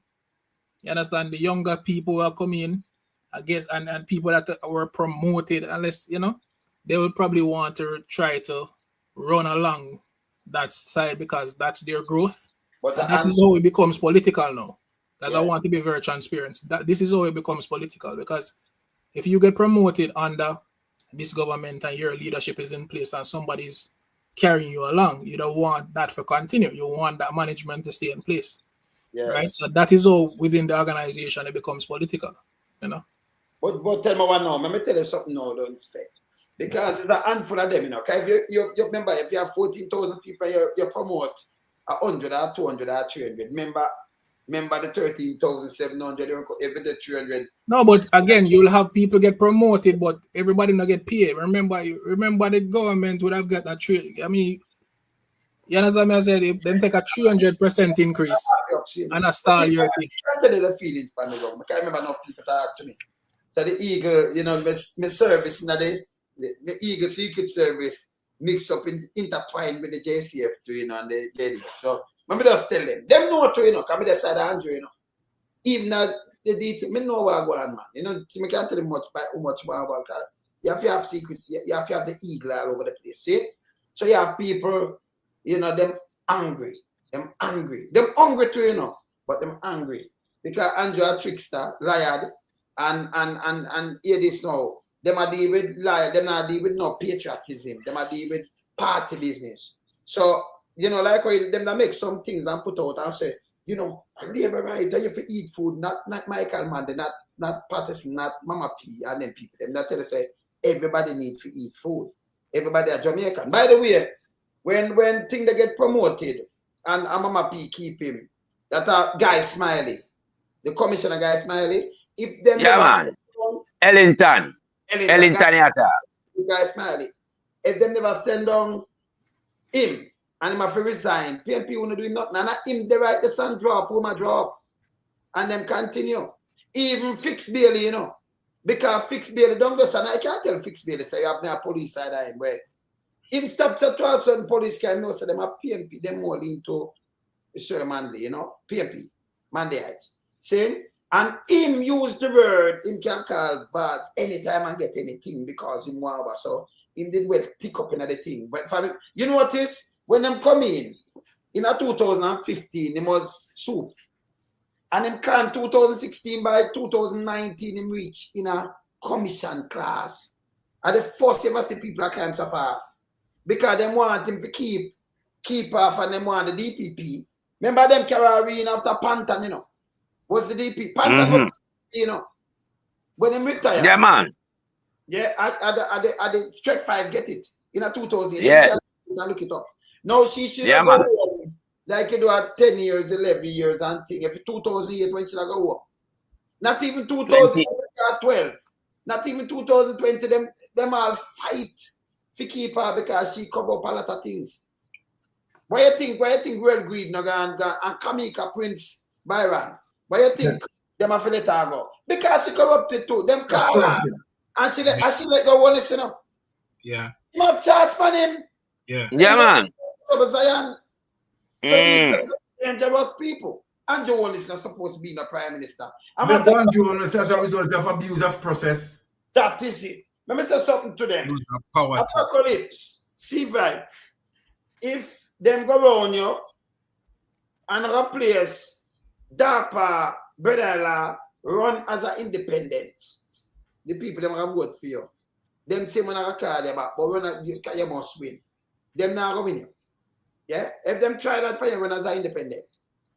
Yeah? Up our car some good at it. Andrew to order. You use a lie and think him not control JLP. He might follow the say I go do you know. And you know why I do this? Because uno what this you know. Uno not good to mash up the party. Uno knows if I'm have somebody we can declare them statutory declaration. For 4 years. Uno knows so uno see him with 150 million a draw out of NCB, 120 million in my bank, 140 million. Him get too much money from SSL and Bolt get robbed. Yeah. You know, so they should have put him out of the party.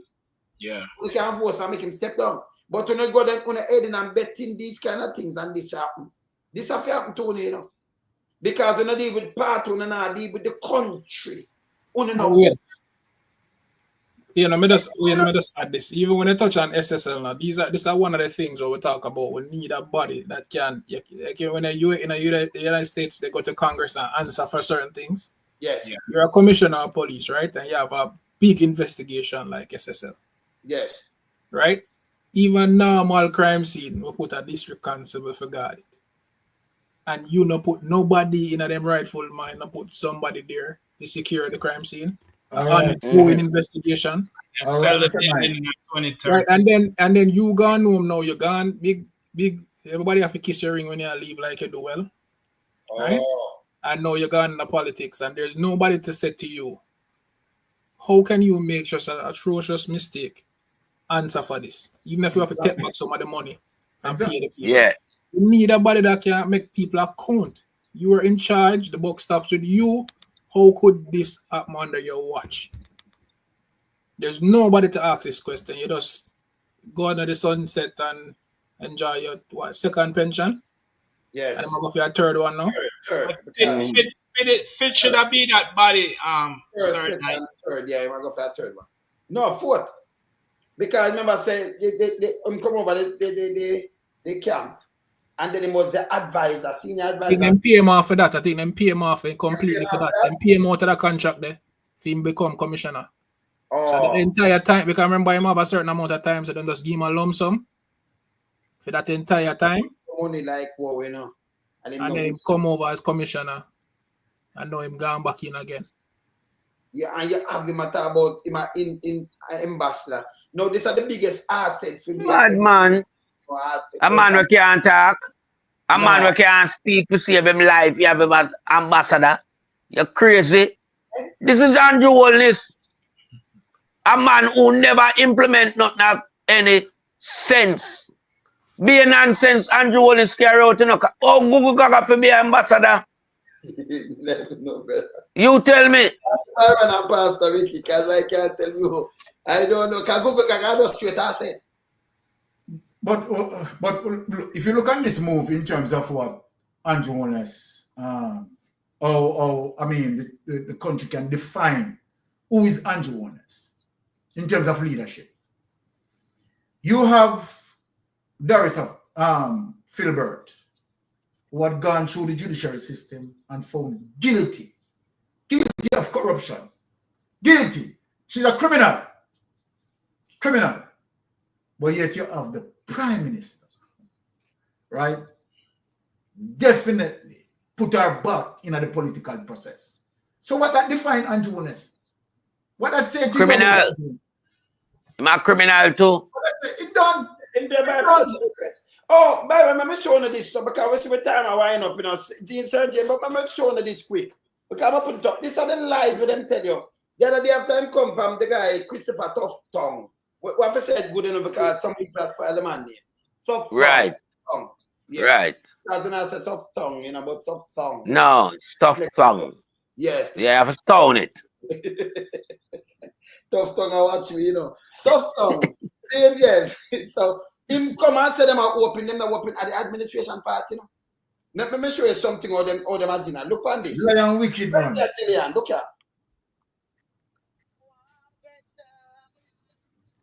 So I'm here at the Cornwall Regional Hospital for what was a major PR event put on by the Ministry and the Western Regional Health Authority.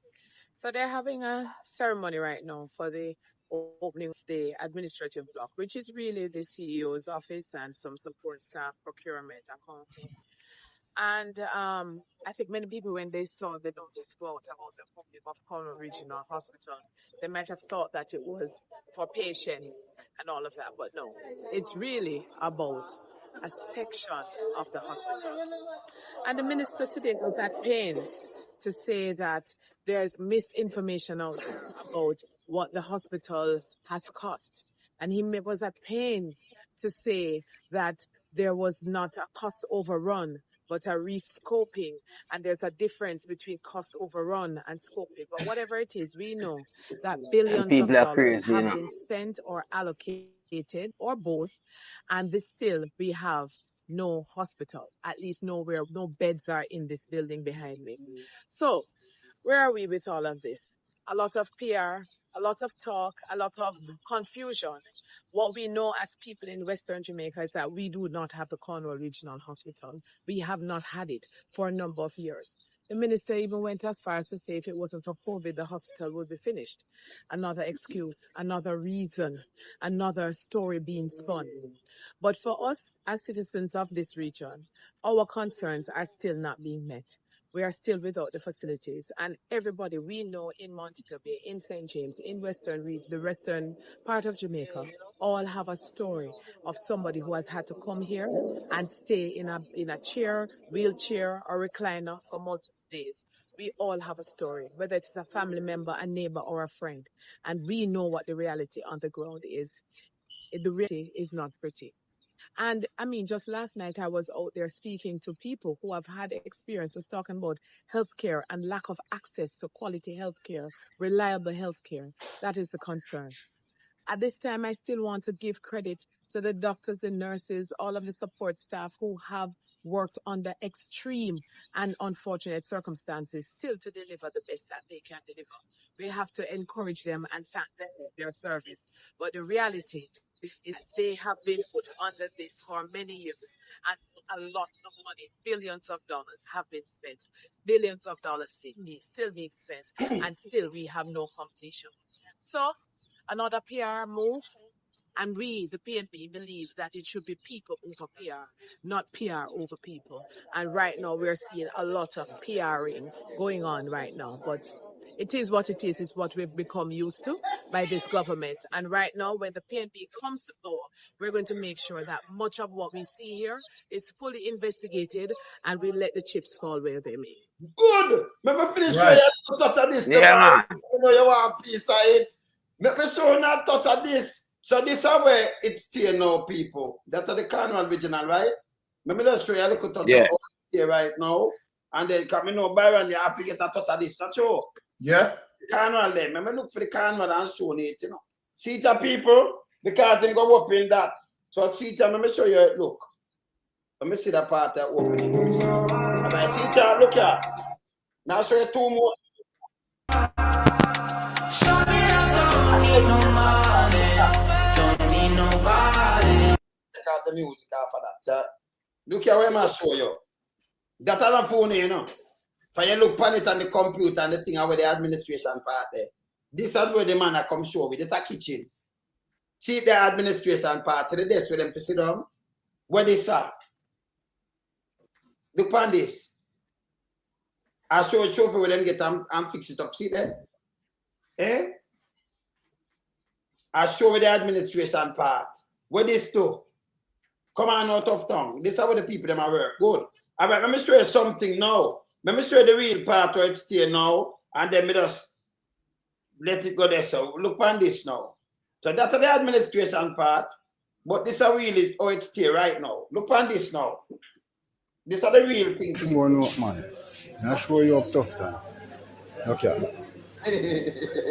Can't hospital this in a brother. 1 week up straight now, brother. Them people playing a rasta. Don't not keep one bed, you know. Everybody have to sit down in a wheelchair. Move in a wheelchair. Sit down in a chair. Watch your brother. Where health system gone to Jamaica. Not even a bed.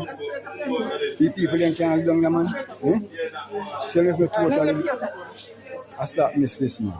I saw me there, you know. Watch me now. Tough time. You need to go on better. Sorry. Man, you need to do better on this. Healthcare system need to fix, man. In a Carnival Regional Hospital, man. The people are not even a bed for you down upon 1 week and had. Watch it. Watch it, I'll come on. A chair, you don't know, brother. Chair. See there? No, tell no lie. So why I never show? I'm going to go back to you now, Byron. So why him never show this? That may I try, if this was the PMP, if you can't take up my goal in one picture, when my brethren Big Stone I say, him and that bandage can buy food, and then give him a key, and then long more, that we don't know what happened to us, I will put up on a pedestal and be a hammer. I don't know to talk about leaders and what my kids them. What your kids them do about this? All right. And we could break it down for the people, Wayne, in terms of make the people understand, right, the level of pilfering, right? Now, when we look at Carnival Regional Hospital, as it relates to the starting point of $2 billion, where they would have gotten, right, civil engineer, they would have gotten the appropriate people in the space, and they would have made a decision based on the expertise of those people. So, right? So to come in from a cost of $2 billion to now what we see a cost overrun relating to $27 billion. Trust me, it's amazing. Now watch this now. Let us shift from that. As it relates to the Auditor General report, as it relates to to the health sector. The health sector has in total over $92 billion unaccounted for. So let us get into that. What was the reason given as it relates to the $92 billion that are unaccounted for? The reason given as it relates to the GLP administration, that the appropriation account, it is not that the money missing, it's just that the appropriation account, right, has not been submitted. Okay, let us talk about that. What is the appropriation account? The appropriation account is the report that record all expenditures, right? All accounting activities. Now, what is the policy around the appropriation account? It's supposed to be submitted annually, every year. So then, of course, who is responsible to ensure that the appropriation account, you understand, is up to par and everything? Permanent secretary. The permanent secretary. The permanent secretary. Now, if the permanent secretary, right, messed up, who's supposed to catch it? The cabinet. Parliamentarians. Yeah. Parliamentarians. Now, remember, what Baron said for culture, so expect say, I'm gonna move up now and Sir Rohan James, I met them just say them last thing, I met them move up and put the stores up here. Yes, sir, Knight. Boss, you never fail. You tell me what's gonna be vibrant. I love the energy in the room. Thank you. Keep on doing what you're doing. We need people like you guys. Very impressed. You know what I'm saying? I'm here when you need me. Now all but nothing. Every time. But hear this now. Thank you for your service. Because your brother, my brother them know say you're one of the Titans right now too. Yeah, man, I know I'm one of the Titans, man. I way after, man. Me know Sir Knight I one of the Titans, man. Don't put Fianjo again, you know, brother. All right, boss. All right. Hey, but don't say I'm gonna beat me, though. Big up, man. We love you, know. Sir James, respect me. Talk to you and we talk. Yeah? Thank you for your service, Sir Knight, Sir James. Respect. Yeah, man. Enough respect. Enough respect every time. Respect, sir. Enough love, yeah. Respect, Sir James. All right, my brother. Respect All right, Sir James. Yeah, man. All right, respect. All right, sir, cool. Yes. So yeah, as we were saying, people, right, as it relates to the Jamaica Labour Party administration, reason to give to say that, okay, it is not that money missing, but to the fact that the appropriation account for various ministries have not been submitted, and the appropriation account now could have able now to tell us exactly what happened. But remember, people, the appropriation account is supposed to be submitted on a yearly basis loan sum. But guess what? 9 years, more than 9 years, as it relates to anti-owners administration, not one appropriation account being submitted. Not one appropriation account being submitted. Now watch this now. As it relates to the cabinet secretary, R.J. Sewell, who is responsible now for all permanent secretaries. Watch this. In 2008, Andrew Wallace, right, employed the permanent secretary. Right? So the permanent secretary, when Andrew Wallace was the Minister of Education, right, and the permanent secretary was Audrey Sewell in the Ministry of Education.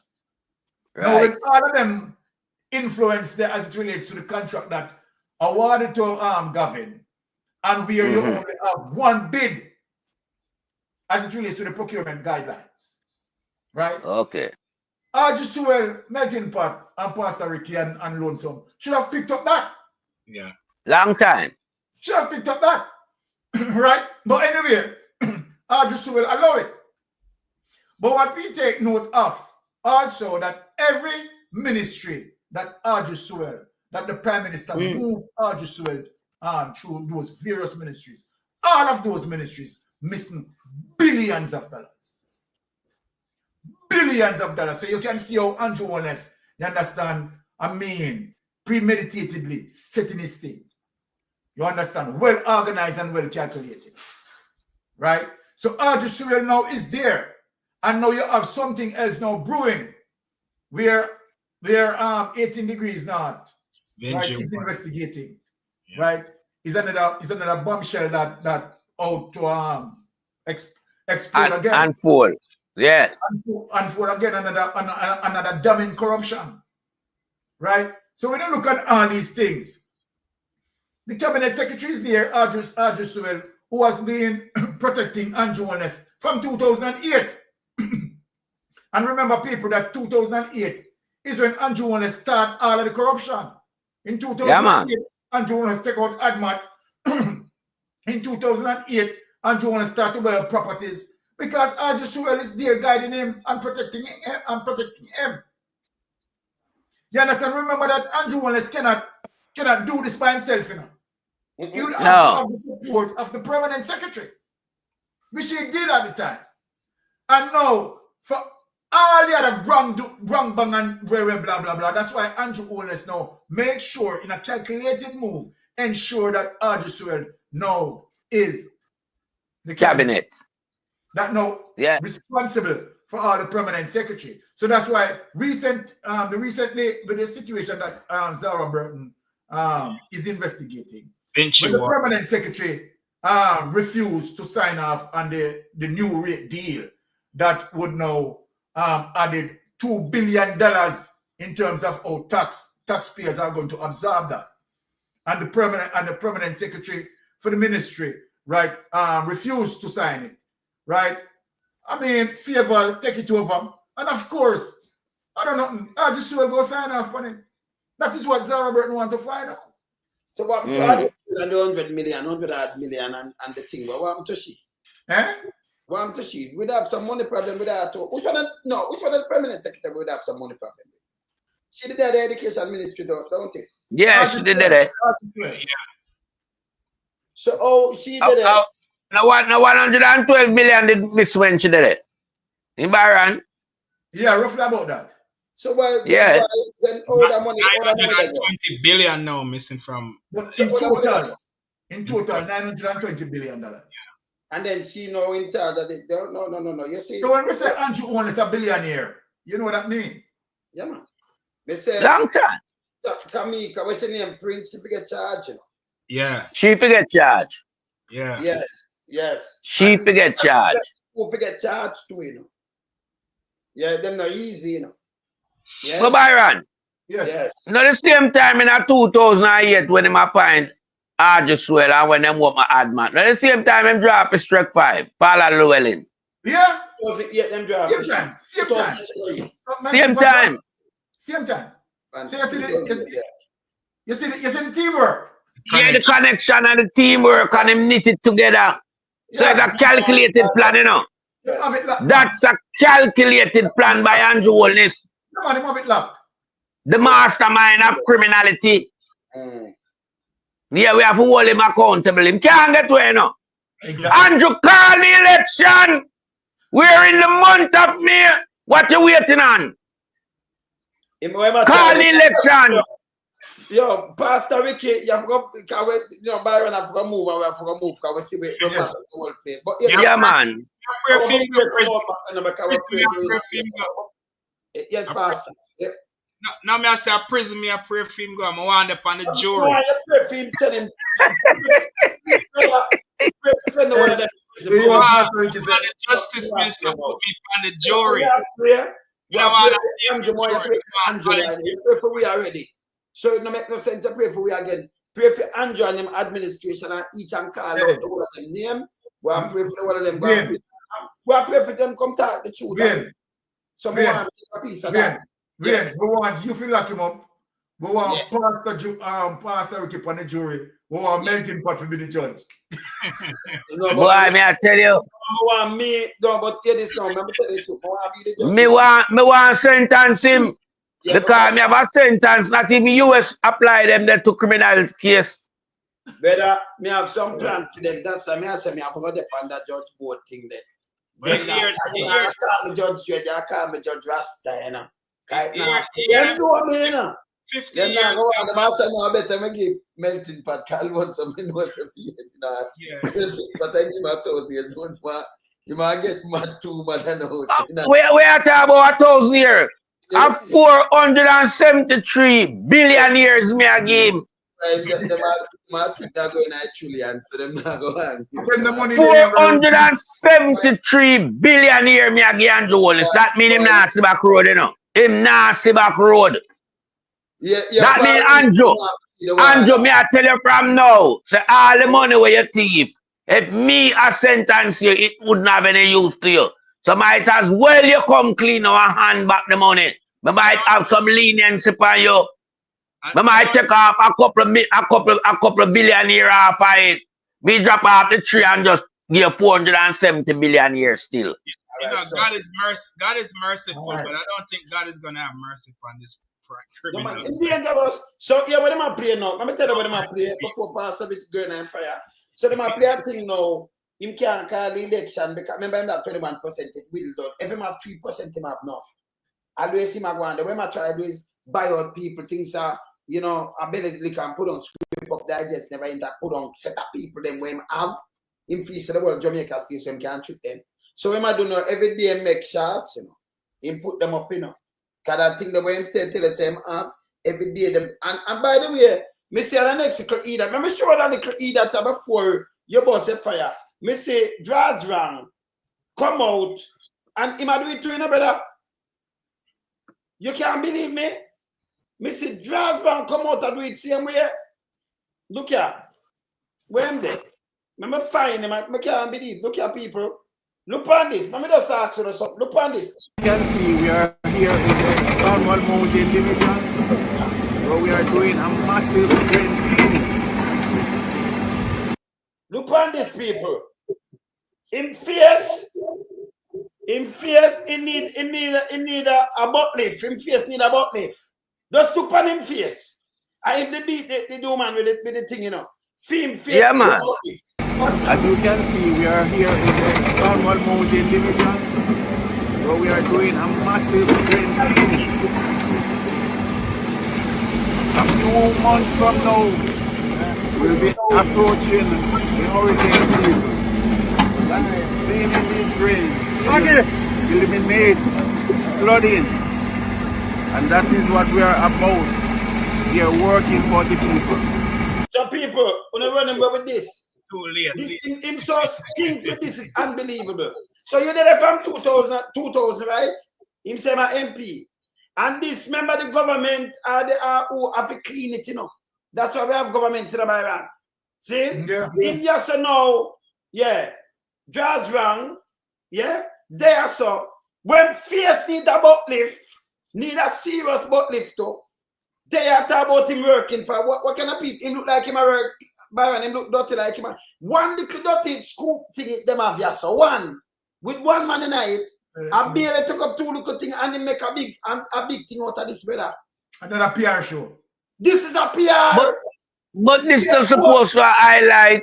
This not supposed to highlight, you know. We not see no government around the world that highlight them thing, huh? When them are clean the river Thames, When I clean the River Thames in the UK, yeah, look how the River Thames big and wide. We don't see this. The money are garbage, right? Me I tell the people them. Because we know Andrew Wallace, yeah? Love cut ribbon and go out with a whole heap of fanfare and ulabaloo. And you know, see, just look where go on a Cornwall. Him can't cut none. Cornwall on a project, you know. Because Cornwall now should have been the big thing for him resume. And even that Andrew Wallace fail. Along with tough tongue. They fail. You understand? They fail. No, no Cornwall Regional Hospital, Beverly Young. After a project, yeah, that was estimated to cost $2 billion, reach 12 times the amount. Yeah, you put 24 on it, so round it up about $26 billion. Yeah, and it still don't completed in a 9 year, going 10. Yeah, and when election period come, we see the whole of them run out, but the building not finished. Melting pot. Another yeah. It's a tough tongue this no. This are the one to be woman and plus the rest road up. Yes. Road up. The side chick bulldozer. Yeah. 5 years in a better. 5 years. From 2000. No one they could not think drain when I clean. You saw that dirty like the river where Andrew go in India that I give. India there, yeah. And that now work neither. Obi, I'm gonna find out. Me know, man. Obi, I'm gonna Guru, I'm gonna talk to the Guru down there, man. Go to film black magic and it now work. Yeah, man, I'm gonna talk to the Guru. The Guru running away now. The Guru running away. Yeah, man. Look on the river there and the gully there. Right? You have a one the back wall. And him going to judge van now, I pose up, judge van. I pose up there now, and we working for the people. Him look like him a work? Eh? That look like a jerk, him a jerk, man. Him a jerk, him not work, him a jerk. In an election here, don't make it seems like like go on do. Una trick. Nobody now vote trick them again. What I know? Father Lonesome. Father Lonesome, I could just tell the people, one work we see that guy deal with. Yeah? Judge wrong. He's used a stool and beat a woman in the public space. Yeah? That's the only work we see him go on with. Goddamn disgrace. Okay. Sir Ricky. Yes, sir. Yeah, man, you forgot. I beg you pray for Andrew Onis and them criminal team, them please, one by one. Mama, you have to pray for Mama Cow if you deal with that. Take it over here, brothers. Yes, yeah, take it over, brother. Yeah, man. Thank you. Father, we thank you for tonight's program. We thank you that it was informative, educational. We thank you that everything went in decent and in order. Bless your son, Father Lonesome, the pilot of this platform. And we thank you again for Sir Melton Pot, Sir Byron. We thank you for Corporal Rohan James. Continue to strengthen him, restore unto him what the palmer worm, caterpillar, the locust have stolen. We pray, oh God, for Sir Knight and all the men and women in the JCF that wear the badge with honor and pride and serve, reassure and protect in spirit and in truth. And so we lift up this criminal government before you, that their plans will be exposed, every devices, every schemes, every strategy that they have towards this upcoming general election, that you will nullify it, uproot it, defeat it, that this election will be fair and free in the name of Jesus. Expose every influence, international, the Chinese, the Americans, the Russians, the Israelis, in the name of Jesus, that they will be all exposed, that the people will go out on election day and that their voices will be heard, the finger, their will be the greatest weapon they have against corruption in the name of Jesus. We thank you that the Prime Minister is on his way to prison. Mighty God, that you will revoke his travel documents, that there will be a stop order at every port of entry for him, the permanent secretary, the other 7 criminals in the parliament that's under investigation for illicit enrichment, all of his MPs that are in the media and in the public space with labels of money launderers, drug traffickers, human traffickers, I pray, mighty God, that they will all serve time behind the prison walls, the corrupt DCP, the corrupt DPP, all those who are guardians against prosecution for corruption in government, that you will bring them down to nothing in the name of Jesus. We pray that Jamaica will be clean and free from corruption in government, in the police force, in the streets, in churches, that we will have a Jamaica like our grandparents had many, many years ago in the name of Jesus. So we thank you for platforms like the Titans, like Mystic, my God, and other platforms throughout the diaspora and in Jamaica that is speaking truth to power night in, night out, week in, week out, that is informing your people so that they can make the right decision, that we will be victorious and have a free Jamaica for all citizens, and freedom and justice and liberty, and no human rights abuse anymore for the citizens of Jamaica, in Jesus' name. Clean up the prisons, we pray, so they're not living in inhumane conditions. Clean up the hospitals, like, my God, Cornwall Regional Hospitals, where people are dying on a chair waiting for a bed. No medication, no ventilation, no x-ray machines, no CT scans machine, shortage of staff, shortage of medication, shortage of ambulance, while the government has embezzled and stolen $3 trillion from the treasury. Have mercy, we pray. Lock them all up in Jesus' name. Amen. Amen. All right. Can tell you, Pastor, give to them. Supposed to quit him here to prison, you know. But Hey. Father God. Yes, now I tell the truth. God know the truth anymore. I will speak the truth. So yeah. All right. So we are people. We there. We could just sign out now because, you know. Yes, we there. Yeah, we out here. All right. Yes, my brother.